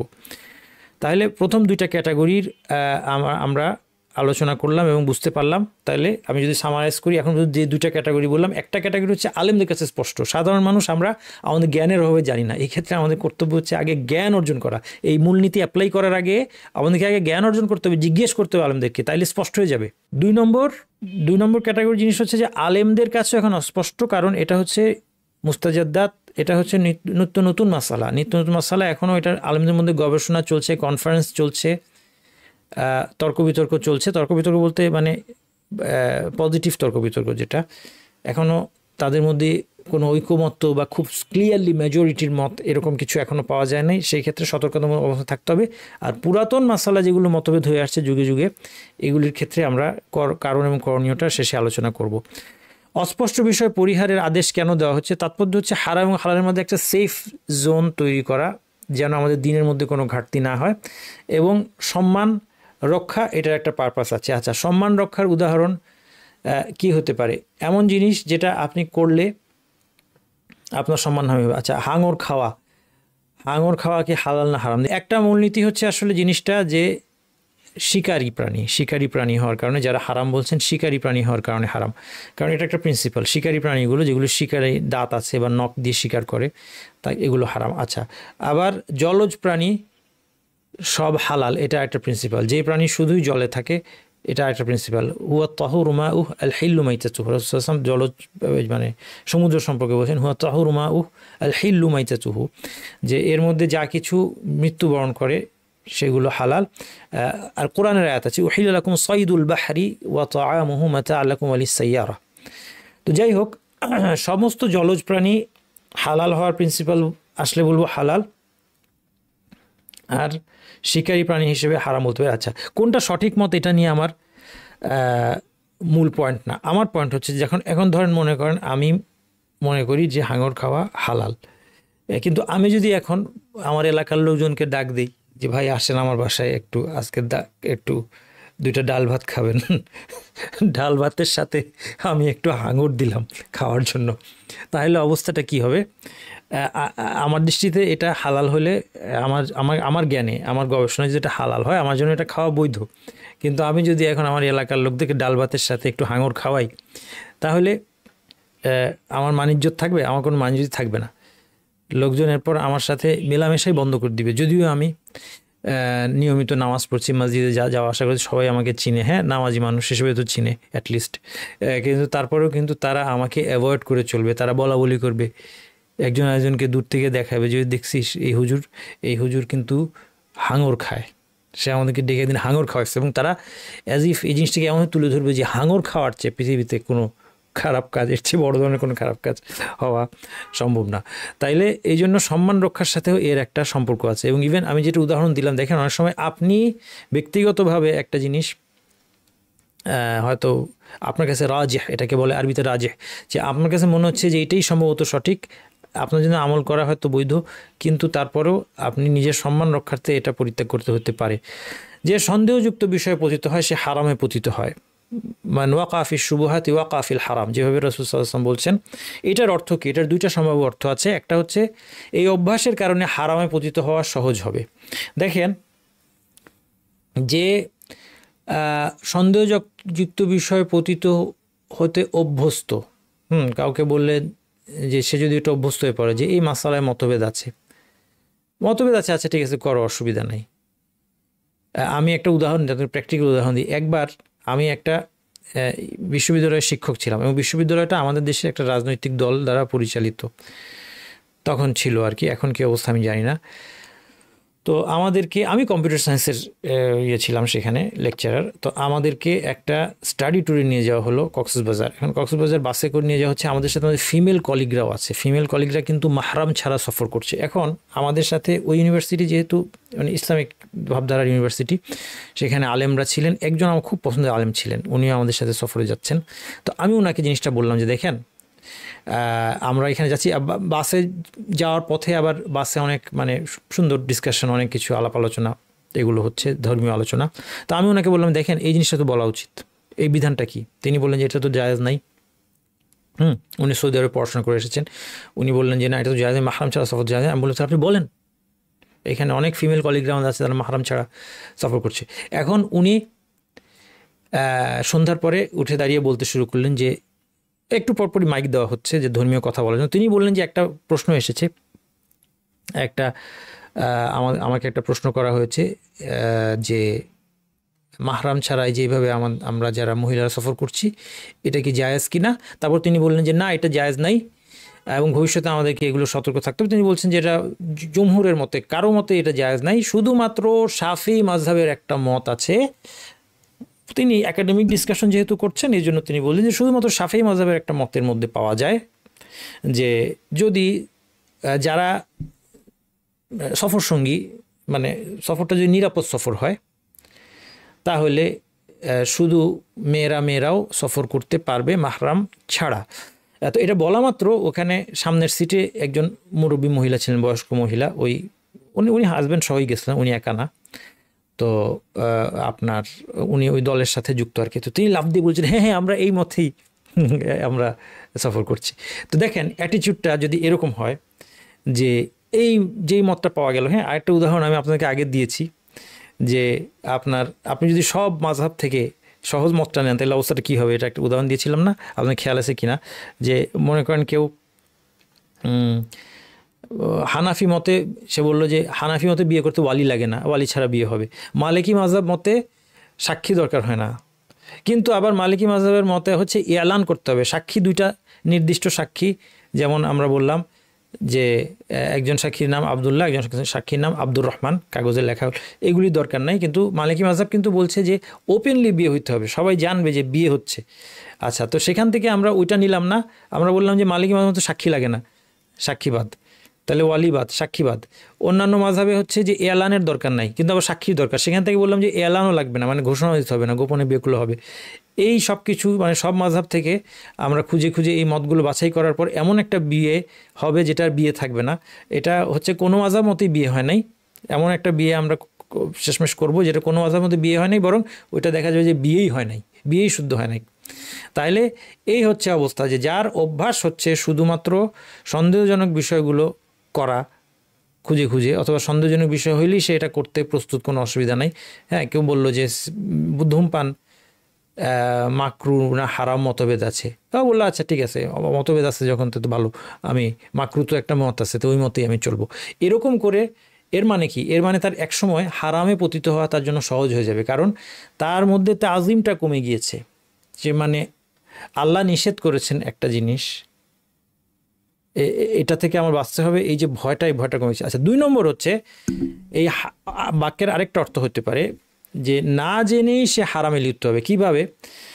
ধরেন একজন লোক সন্দেহজনক হলেও সেই কাজগুলো করে, তাহলে কেউ যদি 20টা সন্দেহজনক কাজ করে তাহলে প্রবাবিলিটির নিয়ম বলছে যে এর মধ্যে 10টা জিনিস হারাম হওয়ার সম্ভাবনা অর্ধেক। যদি আমি ধরি যে আসলে অর্ধেক আসলেই হারাম আর অর্ধেক আসলে হারাম না, তাহলে সে কিন্তু 20টা সন্দেহজনক কাজ করলে এর মধ্যে 10টা হারাম কাজ, নির্দিষ্টভাবে সে হয়তো জানে না কোনটা, কিন্তু 10টা কিন্তু সে হারাম কাজ করছে। তাহলে এই হচ্ছে রাসূল সাল্লাল্লাহু আলাইহি ওয়াসাল্লামের বক্তব্যের অর্থ। মান ওয়াকা ফি শুবুহাতি ওয়াকা ফিল হারাম, যে সন্দেহযুক্ত বিষয়ে পতিত হইতে অভ্যস্ত হয়ে যায় সে অবশ্যই হারাম পতিত হবে। এই জন্য হারাম থেকে বাঁচার জন্য 2 স্তরের ঢাল নিতে হবে। একটা হচ্ছে সংশয়যুক্ত বিষয় বেঁচে থাকা, যেটা এতক্ষণ বললাম। এটার আরেকটা নাম হচ্ছে ওয়ারা, এই নামটা আপনারা শুনে থাকবেন। এটা হচ্ছে তাকওয়ার একটা উচ্চতর স্তর হিসেবে বর্ণনা করা হয় ওয়ারা। তো এই সংশয়যুক্ত বিষয় থেকে বেঁচে থাকাটা, এটা হচ্ছে হারাম থেকে বাঁচার জন্য একটা ঢালের একটা স্তর। দ্বিতীয় স্তর হচ্ছে হালালের আধিক্য পরিহার করা। এটাও আলেমগণ বলেছেন যে তোমরা হালালের আধিক্য পরিহার করো। হালালের আধিক্য পরিহার করার বিষয়টা আপনাদের বুঝিয়ে দিই। কেউ যদি ধরা যাক খুব বেশি বিলাসী জীবনে অভ্যস্ত, এটা প্র্যাকটিক্যাল এক্সাম্পল, এটা কিন্তু হচ্ছে আমাদের সমাজে, যে আমার 10 লাখ টাকা গাড়ি হলে হয়, কিন্তু আমার 50 লাখ টাকা গাড়ি চড়তেই হবে। হ্যাঁ, আমার অনেক দামি পোশাক দরকার, আমার 50 লাখ টাকার ফ্ল্যাট হলে হতো, কিন্তু আমার 5 কোটি টাকার ফ্ল্যাটই থাকা লাগবে। অর্থাৎ আমি যদি আমার স্ট্যান্ডার্ডটাকে অনেক বাড়িয়ে নেই এবং বলি যে না এগুলো তো হালাল, অসুবিধা নেই। আল্লাহ কি একটা স্পোর্টস কার চালাতে নিষেধ করেছেন? আল্লাহ তো একটা স্পোর্টস কার চালাতে নিষেধ। আমি খুব ল্যাভিশ একটা অনেক দাম দিয়ে একটা স্পোর্টস কার কিনে আনলাম, এটা চালাতে অভ্যস্ত হয়ে গেলাম। আল্লাহ কি খুব বড় অ্যাপার্টমেন্টে থাকতে নিষেধ করেছেন? না, আলহামদুলিল্লাহ নিষেধ করেন নাই, হালাল। কিন্তু যদি আমার এই স্ট্যান্ডার্ডটা খুব বেশি হাই হয়ে যায়, এক সময় এই স্ট্যান্ডার্ড ধরে রাখার জন্য আমি আস্তে আস্তে সন্দেহযুক্ত ট্রানজ্যাকশনের মধ্যে চলে যাব, যেটা অনেকেই করছেন এখন। এত টাকার জন্য তো এই টাকাটা জেনারেট করতে হবে, এবং যখন অনেক টাকা জেনারেট করতে হয়, যেটা আমি বাস্তবতা বললাম, যে এখন আমাদের ধার্মিক ভাইদের কথা বলছি, তারা হালাল হারাম বাজবিজ করেন তাদের কথা বলছি না, আমাদের ধার্মিক ভাইদেরই কিন্তু কোনো সময় নাই এখন হালাল হারামটা আগে জেনে নেওয়ার, কারণ তারা অলরেডি র্যাট রেসের মধ্যে চলে গিয়েছেন। আমার যদি হালালের আধিক্য না থাকতো, আমি যদি অল্পে চলতে পারি এরকম থাকতাম, তাহলে তো আমার আয় অল্প, তাহলে সেটাকে আমরা ঠিকঠাক করে নেওয়া কষ্ট হতো না। কিন্তু এখন অনেক ভাইদের কাছে এই হালালের আধিক্যের কারণে সন্দেহজনক বিষয়গুলো তার আইডেন্টিফাই করা, শেখা, এটাই তাদের জন্য কঠিন হয়ে দাঁড়াচ্ছে। তারা সময়ই হয়তো পাচ্ছেন না, অথবা জানলেও তাদের জন্য এখন সব কিছু পরিবর্তন করা খুব কঠিন হয়ে দাঁড়িয়েছে। এটা কিন্তু কঠিন পরীক্ষা। এই জন্য হালালের আধিক্য পরিহার করা ভালো। রাসূল সাল্লাল্লাহু আলাইহি ওয়াসাল্লাম বলেছেন, ইজআলু বাইনাকুম ওয়া বাইনাল হারামি সুতরাতান মিনাল হালাল। এটা হাদিস, যে তোমরা নিজেদের এবং হারামের মধ্যে হালালের একটা আড়াল রাখো। সংশয়যুক্ত বিষয় পরিহারের 3টি অবস্থা। কখনো এটা হচ্ছে কর্তব্য, কখন কর্তব্য এটা আমরা বলেছি, যে যেমন নিত্য নতুন বিষয় আলেমরা এখনও সিদ্ধান্তে আসতে পারেননি, অথবা আমি এখনও জ্ঞান অর্জন করি নাই একটা বিষয়ে, আমি একটা ভেঞ্চারে হাত দিব, এটা ব্যবসা হতে হবে, যে কোনো কিছু, আমি এখনও জ্ঞান অর্জন করি নাই, এর মধ্যে অনেক কিছু আছে আমার কাছে সন্দেহ লাগছে। জ্ঞান অর্জন করা পর্যন্ত আমার কর্তব্য হচ্ছে এখান থেকে বেঁচে থাকা। অথবা বড় আলেমদের মধ্যে মতভেদ দেখা দিয়েছে কোনো মাসালায়, এবং মতভেদটা খুব স্ট্রং মতভেদ, হ্যাঁ, কোনো দিকে নিশ্চিত করে বলা যাচ্ছে না, এই অবস্থায় কর্তব্য। আচ্ছা, উত্তম কখন হবে? উত্তম হচ্ছে যখন আমার কাছে কোনো একটা মত শক্তিশালী, অধিক শক্তিশালী দলিলের ভিত্তিতে, অথবা যে কোনো কারণে হোক, আমার কাছে যে আলেম বলেছেন তিনি একটু বেশি নির্ভরযোগ্য, তারপরেও এটা পরিত্যাগ করাটা উত্তম হতে পারে, এটা সেফ সাইডে থাকার জন্য, তখন এটা জায়েজ, কিন্তু পরিত্যাগ করাটা উত্তম। এটা একটা উদাহরণ দিই আপনাকে, যেমন অ্যালকোহলযুক্ত পারফিউম ব্যবহারের বিধান কি? অ্যালকোহলযুক্ত পারফিউম ব্যবহারের ব্যাপারে প্রথম প্রশ্নের শুরুটা হচ্ছে যে আসলে মদ কি পাক না না পাক? মদ খাওয়া হারাম, এটা নিয়ে কোনো দ্বিমত নাই, কিন্তু মদ কি পাক না না পাক এটা নিয়ে একটু দ্বিমত আছে। এক্ষেত্রে সঠিক মত হচ্ছে মদ পাক, মদ জিনিসটাই নাপাক না, খাওয়া হারাম কিন্তু মদের পদার্থটা নাপাক না। আচ্ছা, দ্বিতীয় প্রশ্ন হচ্ছে যে মদ আর অ্যালকোহলকে আপনি একসাথে দেখবেন কিনা, কারণ পারফিউমে অথবা এটাকে কি বলে, বিভিন্ন কেমিক্যাল বা যে আপনার এগুলোকে কি বলে, ডিসইনফেক্ট্যান্ট না, ডিসইনফেক্ট্যান্টের মধ্যে যে সমস্ত অ্যালকোহল জাতীয় জিনিস দেওয়া হয়, এগুলো কিন্তু কেমিক্যালি প্রডিউস করা হয়, এটা কিন্তু মদ থেকে বানায় না। এখন কেমিক্যালি প্রডিউস করা জিনিস, এবং অনেক সময় এর সাথে কি মিশ্রিত থাকে, এটা ডিন্যাচারালাইজ থাকে, যেটা পারফিউম ব্যবহার করে, অর্থাৎ এটা কেউ খেতে পারবে না চাইলেও, এবং এটা মৌলিকভাবে এটা কিন্তু খাওয়া হয় না। তাইলে এটাকে আদৌ যদি মদকে নাপাকও বলি, আদৌ অ্যালকোহলকে আমরা যেটা কেমিক্যাল থেকে তৈরি বা মেডিসিনে ব্যবহার হচ্ছে অথবা পারফিউমে, সেটাকে আমরা আদৌ মদের সাথে তুলনা করবো কিনা, এই বিভিন্ন কনসিডারেশনে সব কিছু মিলিয়ে যেমন আমাকে যদি জিজ্ঞেস করেন আমি বলবো যে জায়েজ, অ্যালকোহলযুক্ত পারফিউম আমার পড়াশোনার ভিত্তিতে, আমি আমার জ্ঞানের ভিত্তিতে বলছি যে এটা বৈধ। কিন্তু তারপরেও কেউ যদি, এটা জায়েজ, কিন্তু কেউ যদি পরিহার করে, যে যেহেতু আরও একদল আলেম আছেন, তারাও বড় আলেম, তারা এটাকে নাপাক গণ্য করেছেন, এই কারণে পরিত্যাগ করে, তাহলে এটা উত্তম। এবং এই ক্ষেত্রে মানে বিপরীত মতটা যত স্ট্রং হবে তত বেশি উত্তম পরিহার করা চলা। এটা গেল দ্বিতীয় অবস্থা। তৃতীয় অবস্থাটা আমরা দেখব যে অনুচিত। যে সকল ক্ষেত্রে সতর্কতা কাম্য নয়, এরকম ক্ষেত্র 8টা। 1 নম্বর, যখন সতর্কতার যুক্তিসঙ্গত কারণ নেই। 2 নম্বর, যখন বিধান স্পষ্ট। 3 নম্বর, সংশয়ের অজুহাতে বাধ্যতামূলক কাজ পরিত্যাগ করা যাবে না, যখন কেউ হারামের ব্যাপারে সচেতন নয়। এই 4টা আগে দেখি, একটা একটা করে চলেন। যুক্তিসঙ্গত কারণ ছাড়া সতর্কতা কাম্য নয়। এই হাদিসটা দেখেন, শুকিয়া আলা নবী সাল্লাল্লাহু আলাইহি ওয়াসাল্লাম রাজুল ইউখাইয়ালু ইলাইহি আন্নাহু ইয়াজিদু শাইআ ফি সলাতি ক্বালা লা ইয়ানসারিফ হাত্তা ইয়াসমা সাওতান ওয়া ইয়াজিদু রিহান। একজন ব্যক্তি, সে বলছে যে সালাতে মনে হয়েছে যেন কিছু বের হয়েছে। রাসূল সাল্লাল্লাহু আলাইহি ওয়াসাল্লাম একটা মূলনীতি দিয়ে দিলেন, গন্ধ যখন সন্দেহ আছে তখন গন্ধ বা শব্দ ছাড়া সে নামাজ ছাড়বে না। এখন যদি আপনি বলেন যে আমি সতর্কতামূলকভাবে নামাজ ছেড়ে দিব, তাহলে উল্টা গুনাহ হয়ে যাবে। কিভাবে? কারণ আপনি জানেন যে ধরেন ফরজ নামাজ আপনি শুরু করেছেন, তারপর আমার সন্দেহ হলো। ফরজ নামাজ কিন্তু ভেঙে ফেলা নিষেধ উপযুক্ত কারণ ছাড়া। এখন আপনি যদি বলেন যে আচ্ছা আমি সেফ সাইডে থাকতে, দেখেন যেহেতু সংশয় হচ্ছে বাদ দিই না, আবার রুজু করে নিই না, অসুবিধা কি? আপনি কিন্তু অন্য দিক দিয়ে আরেকটা নিষিদ্ধ কাজের মধ্যে ঢুকে গেলেন। সেটা কি? আপনি সালাদটাকে বিনা কারণে আপনি সালাদ ভেঙে ফেললেন। অথচ রাসূল সাল্লাল্লাহু আলাইহি ওয়াসাল্লাম বলেছেন যে সে সালাদ ভাঙবে না যতক্ষণ না সে নিশ্চিত কোনো প্রমাণ পায়, গন্ধ বা শব্দ পায়। তাহলে যুক্তিসঙ্গত কারণ ছাড়া এই সতর্কতা, এখানে যদি কেউ বলে যে আমি সতর্কতামূলকভাবে নামাজ ছেড়ে দিই, এটা কিন্তু কাম্য নয়। 2 নম্বর, দেখেন বিধান স্পষ্ট হয়ে গেলে সতর্কতা দূষণীয়।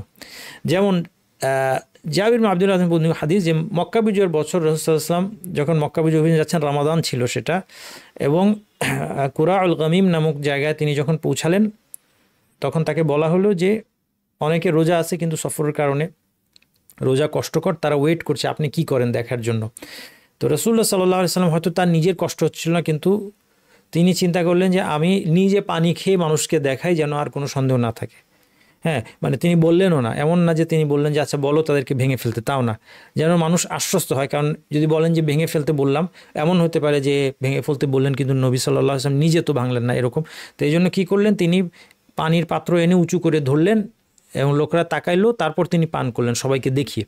এরপরেও কিছু লোক রোজা রাখলো, যে রাসূল সাল্লাল্লাহু আলাইহি ওয়াসাল্লাম ভেঙেছেন কিন্তু তা ভাঙলো কেন? সতর্কতা, অতিরিক্ত সতর্কতা। রাসূল সাল্লাল্লাহু আলাইহি ওয়াসাল্লাম কী বললেন? তাকে যখন বলা হলো তিনি বললেন উলাইকাল ওসাত, উলাইকাল ওসাত, এরা অবাধ্য, এরা কাজটা ঠিক করে নাই। আমার দেখা দেখি ওদের উচিত ছিল এই সফরে কষ্টের মধ্যে, যেহেতু কষ্ট হচ্ছে, তাদের উচিত ছিল রোজাটা ভেঙে ফেলা। তাহলে বিধান স্পষ্ট হয়ে গেলে সতর্কতা কাম্য নয়। 3 নম্বর, সংশয়ের অজুহাতে বাধ্যতামূলক কিছু পরিত্যাগ। এরকম মানুষ আছে, এখন দেখে মসজিদে জামাত পড়ে না কেন? যে ইমামের আকিদায় বোধহয় ভুল আছে, সন্দেহ। এক্ষেত্রে ইমামের আকিদা নিয়ে খামোখা সন্দেহ করা যাবে না, যদি নিশ্চিত জানা থাকে। দেখেন, যদি জানা থাকে স্পষ্টতই ইমাম কোনো কুফরি বা শিরকে আকিদা ইমামের আছে, বড় কুফরি বড় শিরক, তাহলে তার পিছনে নামাজ পড়া যাবে না। কিন্তু এখন জামাতে উপস্থিত হওয়া পুরুষদের জন্য ওয়াজিব ছিল। আপনি শুধু সন্দেহের কারণে, নিছক সন্দেহের কারণে আপনি কি হলো, যা আপনি বলেন আমি সতর্ক থাকবো, আমি জামাতে যাব না, ওইদিকে কিন্তু আপনার জামাত তরকের গুনাহ হয়ে গেল। যে হারামের ব্যাপারেই সচেতন নয়, সে সতর্কতা অবলম্বন করে কি করবে? সে সংশয়যুক্ত, এটা হচ্ছে ফলস তাকওয়া। এটার নাম দিই আমরা কি? এটার নাম দিতে পারি আমরা ফলস তাকওয়া। যে তুমি হারামের ব্যাপারেই তোমার সতর্কতা নাই, তুমি সন্দেহজনক বিষয় থেকে বেঁচে কি করবে? দেখেন এই হাদিসটা দেখেন, খুব মর্মস্পর্শী একটা হাদিস। ইবনু আবি নুম বলছেন, কুনতু শাহিদান লিবনি ওমর, আমি ইবনু ওমরের কাছে ছিলাম, সাহাবী রাদিয়াল্লাহু আনহুমা।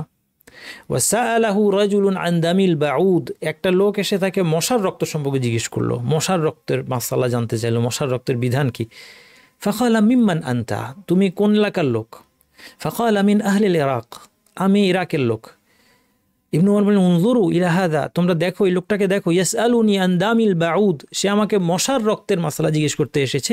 ওয়াকাদ কাতালু ইবনান নবী সাল্লাল্লাহু আলাইহি ওয়াসাল্লাম, অথচ নবী সাল্লাল্লাহু আলাইহি ওয়াসাল্লামের নাতিকে সে তারা হত্যা করেছে। ওয়া সামিআতুন নবী সাল্লাল্লাহু আলাইহি ওয়াসাল্লাম ইয়াকুল হুমা রায়হানাতায়া মিনাদ দুনিয়া, আমি রাসূলুল্লাহ সাল্লাল্লাহু আলাইহি ওয়াসাল্লাম বলতে শুনেছি এই দুই নাতি আমার হাসান এবং হোসেন, তারা আমার পৃথিবীর জীবনের দুইটা সুগন্ধি ফুল। তার নাতিকে যে হত্যা করে ফেলেছে সে আজকে আসছে আমার কাছে মশার রক্তের মশলা জিজ্ঞেস করতে।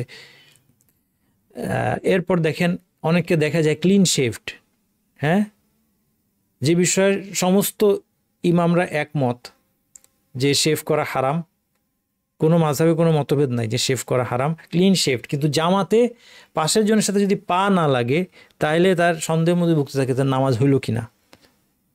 অথচ কোনো ইমাম বলেন নাই যে পায়ে পা না লাগলে নামাজ হবে না, এটা কোনো ইমাম বলে নাই।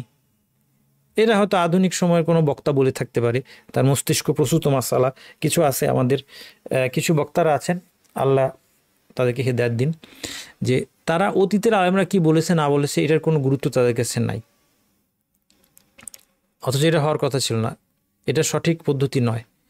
সঠিক পদ্ধতি হচ্ছে আপনার অতীতে আলেমরা কি বলছে না বলছে সেটা আপনার দেখতে হবে।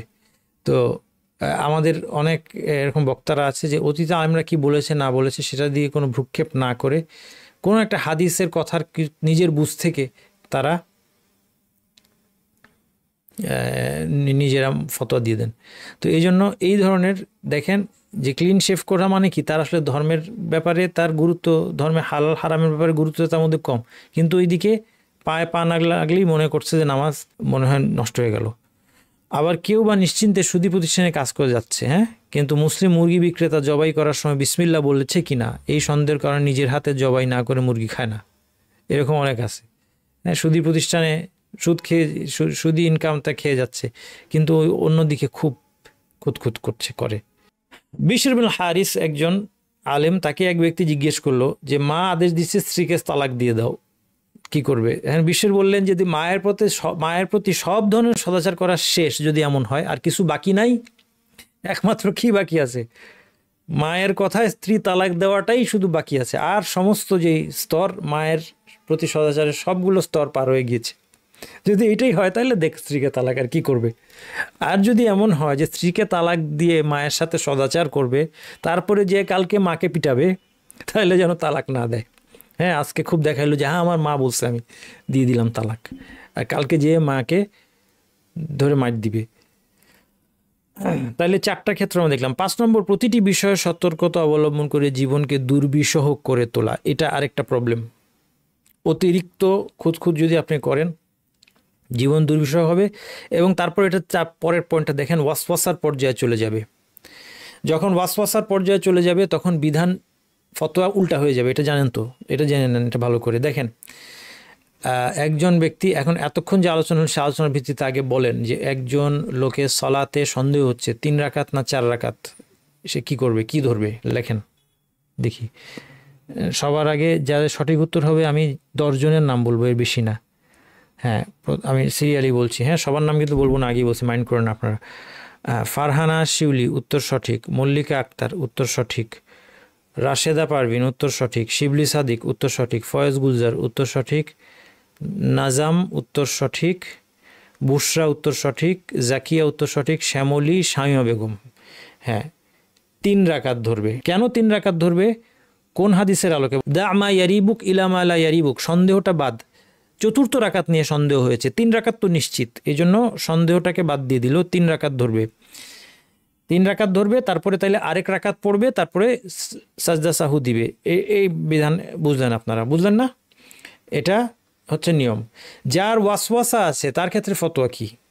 একজন লোকের ওয়াসওয়াসা আছে, সে প্রত্যেক রাকাতেই মনে হয় এটা 1 না 2, এটা 2 না 3, এটা 3 না 4। দ্বিতীয় রাকাতে মনে হয় প্রথম রাকাতে বোধহয় ফাতিহা পড়ি নাই, তৃতীয় রাকাতে মনে হয় দ্বিতীয় রাকাতে বোধহয় ফাতিহা পড়ি নাই। হ্যাঁ, অজু করার সময় প্রত্যেক অঙ্গ ধোয়ার সময় মনে হয় আগের অঙ্গ মনে হয় ধোয়া হয় নাই। এই লোকটা কি? এই লোকটা অসুস্থ, ওয়াসওয়াসা যুক্ত।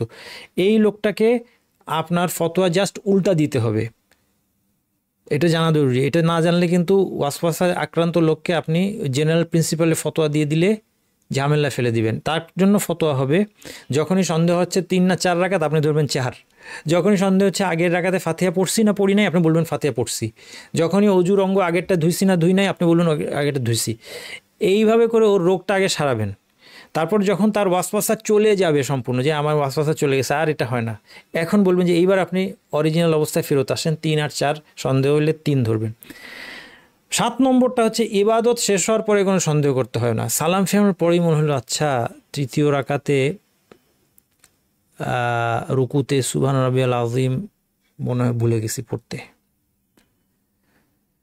ইবাদত শেষ হয়ে যাওয়ার পরে আর কোনো সন্দেহ হবে না। অজু শেষ করে আশহাদু আল্লা ইলাহা ইল্লাল্লাহ ওয়াহদাহু লা শারীকা লাহু, আপনি অজুর দোয়াটা সব পড়ে ফেলছেন। এখন বললো আচ্ছা আমার মনে হয় মাথা মাসতে ঠিক মতো করা হয় নাই, এখন আর কোনো সন্দেহ করা যায় না। ইবাদত শেষ হওয়ার পর ধরে নেবেন ইবাদত সঠিক হয়ে গিয়েছে। যে ইবাদত প্রমাণ হয় নাই সতর্কতামূলক হয়ে ইবাদত করা যাবে না। যে ইবাদত প্রমাণিত হয় নাই সতর্কতামূলক হয়ে কেউ যদি করে, কেন করা যাবে না এটার কারণ হচ্ছে ইবাদতের ক্ষেত্রে মূল হচ্ছে ইবাদত হারাম। সকল ইবাদতই হারাম যতক্ষণ না প্রমাণ হয় স্পষ্টত, এটা মনে রাখবেন মূলনীতি। দুনিয়াবী বিষয়ের ক্ষেত্রে নিয়ম হচ্ছে সকল দুনিয়াবী বিষয় হালাল যতক্ষণ না প্রমাণিত হয় যে সেটা হারাম। সালাতুত তাসবিহ এটা একটা সালাত যেটা নিয়ে হাদিসগুলো দুর্বল, কিন্তু কোনো কোনো মুহাদ্দিস এটাকে হয়তো বলেছেন গ্রহণযোগ্য। আপনি বললেন যে না, তার সতর্কতামূলকভাবে আমার সালাতুত তাসবিহ পড়া দরকার না,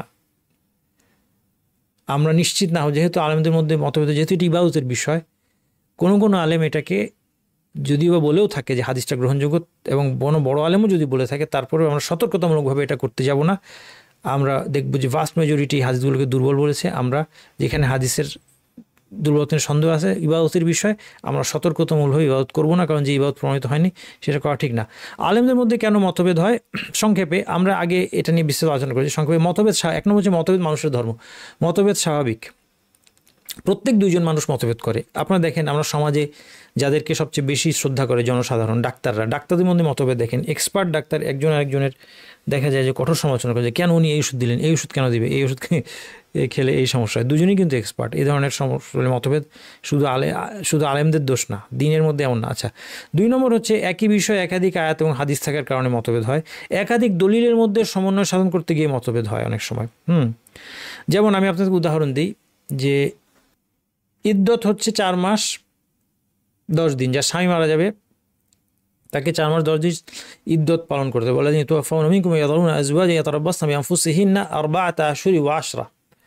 4 মাস 10 দিন সে ইদ্দত পালন করবে। আচ্ছা, আরেক জায়গায় আল্লাহ তাআলা বলেছেন ওয়া উলাতুল আহমালি আজালুহুন্না আন ইয়াদানা হামলাহুন্না, যারা গর্ভবতী তাদের ইদ্দত, সন্তান জন্ম দিলে ইদ্দত শেষ হয়ে যাবে। এখন যদি একজন নারীর ক্ষেত্রে দুইটাই প্রযোজ্য হয়, তার স্বামী মারা গেছে এমন অবস্থায় তিনি গর্ভবতী, দেখা গেল যে তিনি 10 দিন পরে তার সন্তান প্রসব হয়ে গিয়েছে, এখন তিনি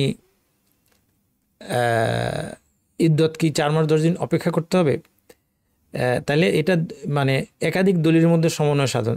এইটার সমাধান অবশ্য এই পার্টিকুলার কেসের সমাধান রাসূল সাল্লাল্লাহু আলাইহি সাল্লামের সময় হয়ে গিয়েছে। হ্যাঁ, সুবাইয়া আল আসলামিয়া সাহাবিয়া ছিলেন, তার স্বামী মারা যাওয়ার পরে বিদায় হজ্জের বছর সম্ভবত তিনি কিছুদিন পরেই ওনার বাচ্চা প্রসব হয়ে গেল।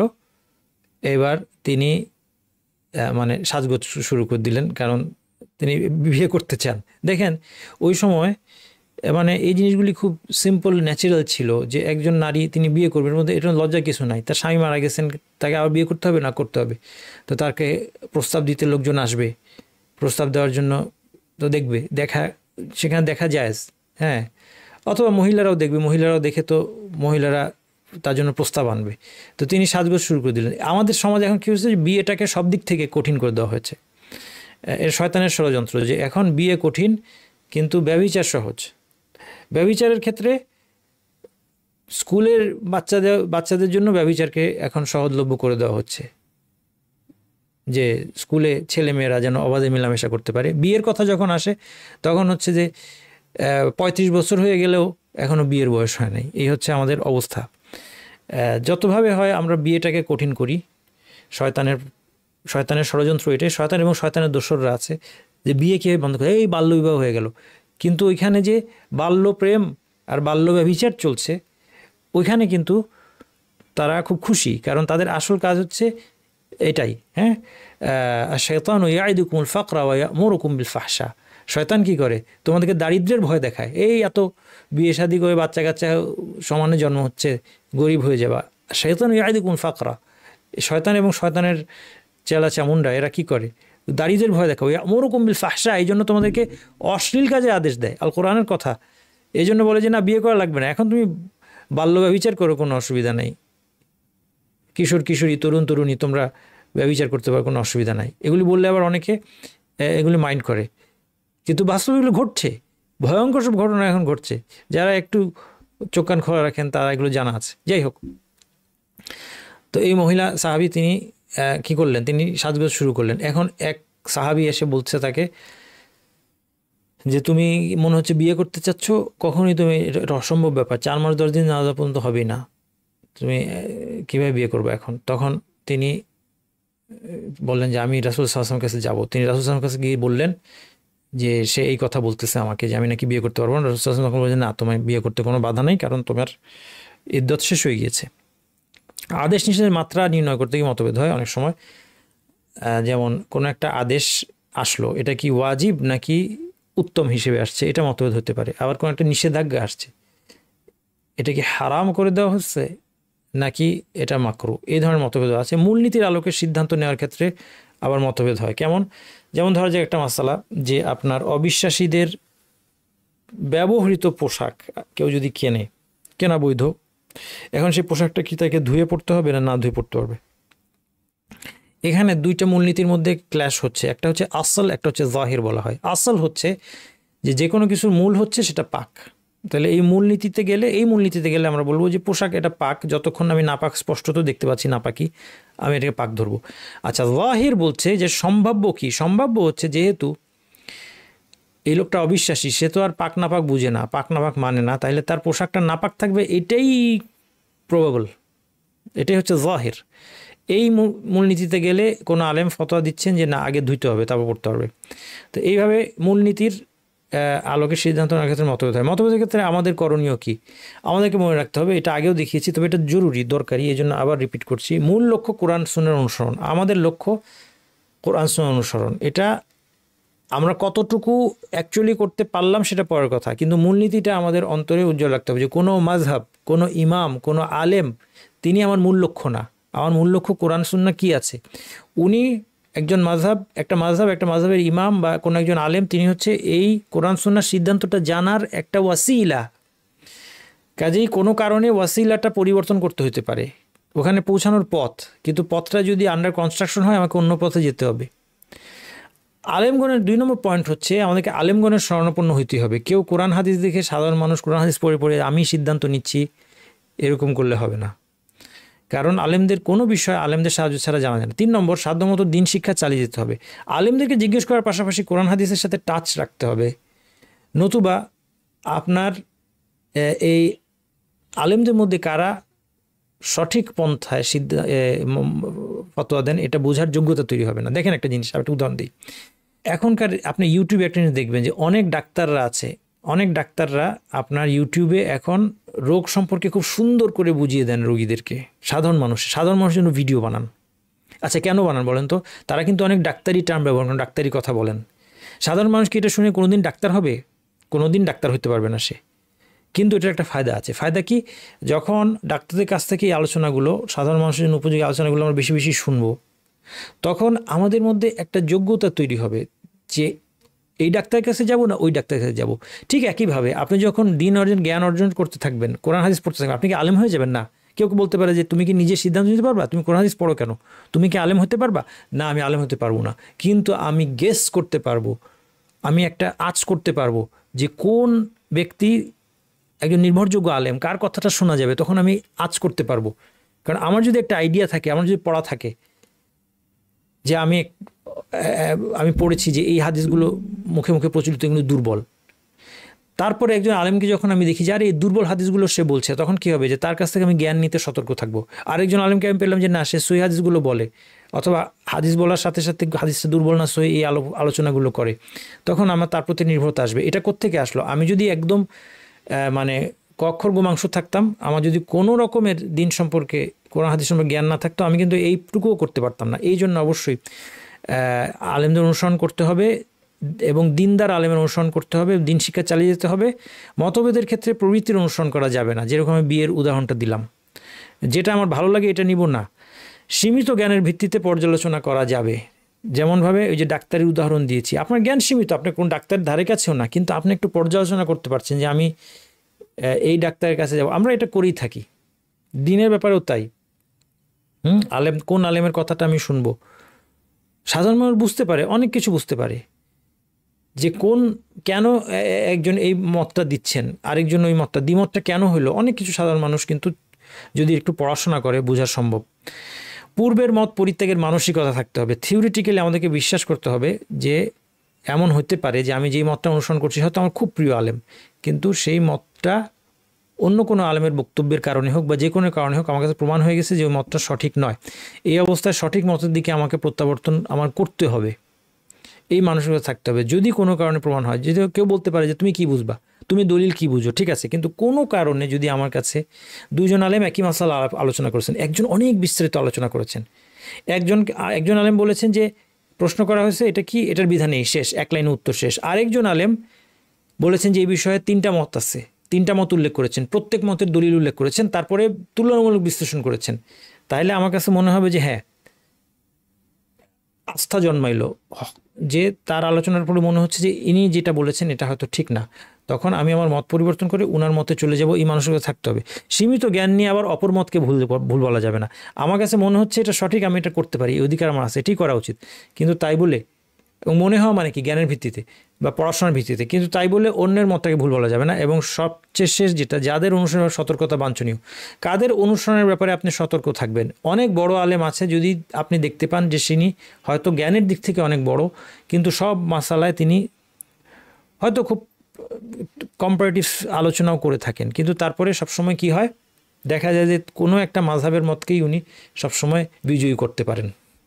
ঘুরে ফিরে দেখা যায় ওনার সব গবেষণার ফলাফল কি দাঁড়ায়, সব গবেষণার ফলাফল দেখা গেল দাঁড়ায় যে হাম্বলি মাযহাবের মতটাই সঠিক। হাম্বলি মাযহাব বললাম যেন আপনারা রাগ না করেন, হ্যাঁ, মনে করেন হাম্বলি মাযহাবের অনুসারী, উনি অনেক বড় আলেম, কিন্তু ঘুরে ফিরে সবসময় তিনি দেখাচ্ছেন সব গবেষণার মধ্যে প্রমাণ হচ্ছে যে হাম্বলি মাযহাবের মতটাই সঠিক। তাইলে এখন অথবা মালিকি মাযহাবের মতটাই সঠিক। সব গবেষণার পরে ফাইনাল কথা কি? ফাইনাল কথা যে এই গবেষণা করে আমরা পেলাম যে মালিকি মাযহাবের মতটাই এখানে সঠিক। সব মাসালায় যদি এরকম অবস্থাই হয় তাহলে তার ব্যাপারে একটু সতর্ক হতে হবে। তাহলে বোঝা যাচ্ছে যে তিনি কোরআন, কারণ এক মাযহাবের সব মত সবখানে সঠিক কখনোই হতে পারে না, এই জন্য বোঝা যাচ্ছে যে তিনি আসলে কোরআন হাদিসের চেয়ে তার মূল লক্ষ্য হচ্ছে, সত্য অনুসরণের চেয়ে মূল লক্ষ্য কি, মাযহাবকে বিজয়ী করা। এই ধরনের কাউকে পেলে তাদের ব্যাপারে আমাদের সতর্ক থাকতে হবে। আজকের উপর ভিত্তি করে কয়েকটা মাসালার নমুনা এখানে আমরা দেখি। পাবলিক প্লেসে থাকা চেয়ারে বসার ক্ষেত্রে সন্দেহটা কীরকম, যে পাবলিক প্লেসের চেয়ার, কত মানুষ তো বসে এখানে, কে টয়লেট করে পানি নেয় না নেয় এগুলো আমরা জানি না। এটা যদি চেয়ারগুলি নাপাক হয়, এক্ষেত্রে দামা ইয়ারিবুক ইলামা ইয়ারিবুক, যেটা সন্দেহযুক্ত সেটাকে পরিহার করো। অর্থাৎ এখানে সন্দেহ করার দরকার নেই যে কোনো নাপাক আছে, অমূলক, এটা একটা অমূলক, যে এটাকে সন্দেহ করার দরকার নেই। সালাম ফেরানোর পর সন্দেহ, সূরা ফাতিহা পড়েছি কিনা এটা আমরা বলেছি, সন্দেহ করার দরকার নেই। তাওয়াফের মাঝপথে সন্দেহ 6 না 7 চক্কর। মাঝপথে যদি সন্দেহ হয় 6 চক্কর না 7 চক্কর, আপনি 6 চক্কর ধরবেন আর একটা এক্সট্রা চক্কর দিয়ে নেবেন। তাওয়াফ শেষে যদি সন্দেহ হয়, তাওয়াফ শেষ, এখন আপনি তাওয়াফের যে সালাত আছে সালাতে দাঁড়াবেন, আল্লাহু আকবার বলবেন। এই সময় মনে হচ্ছে আচ্ছা আমার কি কয়টা তাওয়াফ করলাম, 6টাই করলাম নাকি, এখন আর এই সন্দেহ আমল দিবেন না, কারণ ইবাদত শেষ। তালাক উচ্চারণ করেছি কিনা সন্দেহ বলেছি, ধরে নেবেন তালাক হয় নাই। সালাত 3 রাকাত না 4 রাকাত, আরেকটা মাসালা এখানে নাই, আমার হঠাৎ মনে পড়লো, এটা অনেকে প্রশ্ন করে। যদি সন্দেহ হয়, অনেকে দুধ পান করে, মানে দুধ সম্পর্ক স্থাপিত হয়েছে কিনা, দুধ মা হয়েছে কিনা, 5 বার দুধ খেতে হবে, 5 বার দুধ খেতে হবে, এবং নিজে থেকে ছেড়ে দিয়েছে, দুধ খেতে খেতে বাচ্চা নিজে থেকে ক্লান্ত হয়ে বা শেষ, তার খাওয়া শেষ, তার পেট ভরে গেছে বা যেটা ছেড়ে দিয়েছে, এটা হচ্ছে 1 বার। এরকম 5 বার হলে তারপর দুধ সম্পর্ক স্থাপিত হবে। এখন যদি সন্দেহ হয় যে কয়বার খাইলো, 3 বার নাকি 4 বার না 5 বার নাকি, যতক্ষণ সন্দেহ আছে ততক্ষণ এই সম্পর্কটা এস্টাবলিশড হবে না। সন্দেহকে বলছে যে সন্দেহ হচ্ছে আমার কি 3 বারই না 4 বার না 5 বার, তাহলে এস্টাবলিশ হবে না। সালাতের 3 রাকাত 4 রাকাত বলেছি। ওয়াসওয়াসার ক্ষেত্রে বিশেষ বিধান বলেছি। অজুর পর টয়লেট করেছি কিনা নিশ্চিত না, তাইলে কি হবে? অজু করেছে নিশ্চিত, অজুর কথা মনে আছে, কিন্তু এরপর টয়লেট হয়েছিল কিনা এটা নিশ্চিন্ত না। এই ক্ষেত্রে ধরে নিতে হবে যে অজু আছে। ক্রিপ্টোকারেন্সির কথা বলেছি। সুদী ব্যাংকে ইসলামী ব্যাংকিং উইন্ডো অনেক সময় অনেকে প্রশ্ন করেন। দেখেন, এটা মৌলিকভাবে একটা সন্দেহের বিষয়। তাহলে প্রথম হাদিসের আলোকে আমরা সন্দেহযুক্ত বিষয় পরীক্ষা করতে পারি। কেন সন্দেহের বিষয়? কারণ সুদী ব্যাংক, যে মেইন ব্যাংক হচ্ছে সুদী ব্যাংক, তার তো ইসলামের প্রতি কোনো লয়্যালটি নাই, সে হালাল হারাম কিছু মানে না। ইসলামিক উইন্ডো খুলছে কেন? শুধুমাত্র ব্যবসার জন্য। তাহলে যদি ধরেও নেই যে শর্ত সাপেক্ষে কিন্তু সুদী ব্যাংকে ইসলামিক উইন্ডো জায়েজ হতে পারে। কি শর্ত? যে সব ট্রানজ্যাকশন যদি ওরা আলাদা রাখে এবং এটাকে পরিচালনার জন্য একটা যোগ্য শরিয়া বোর্ড থাকে। কিন্তু প্রশ্ন হচ্ছে যে এটা ওরা কেন করবে? এটা অনেস্টির সাথে ওরা কেন করবে? ওদের তো মৌলিক অনেস্টি তো নাই, ওদের তো আল্লাহর ভয়ই নাই। তাহলে এই হিসেবে এরকম ক্ষেত্রে আপনি ইসলামী ব্যাংক থাকতে কেন সুদী ব্যাংকের ইসলামী ব্যাংকিং উইন্ডোতে যাবেন, যেটা হাইলি একটা সন্দেহজনক, ডাউটফুল একটা জিনিস। হাঙর খাওয়া নিয়ে আমরা আলোচনা করেছি। আজকে আমাদের আলোচনা এতটুকুই। সুবহানাকাল্লাহু ওয়া বিহামদিকা আশহাদু আল্লা ইলাহা ইল্লা আনতা আস্তাগফিরুকা ওয়া আতুবু ইলাইক।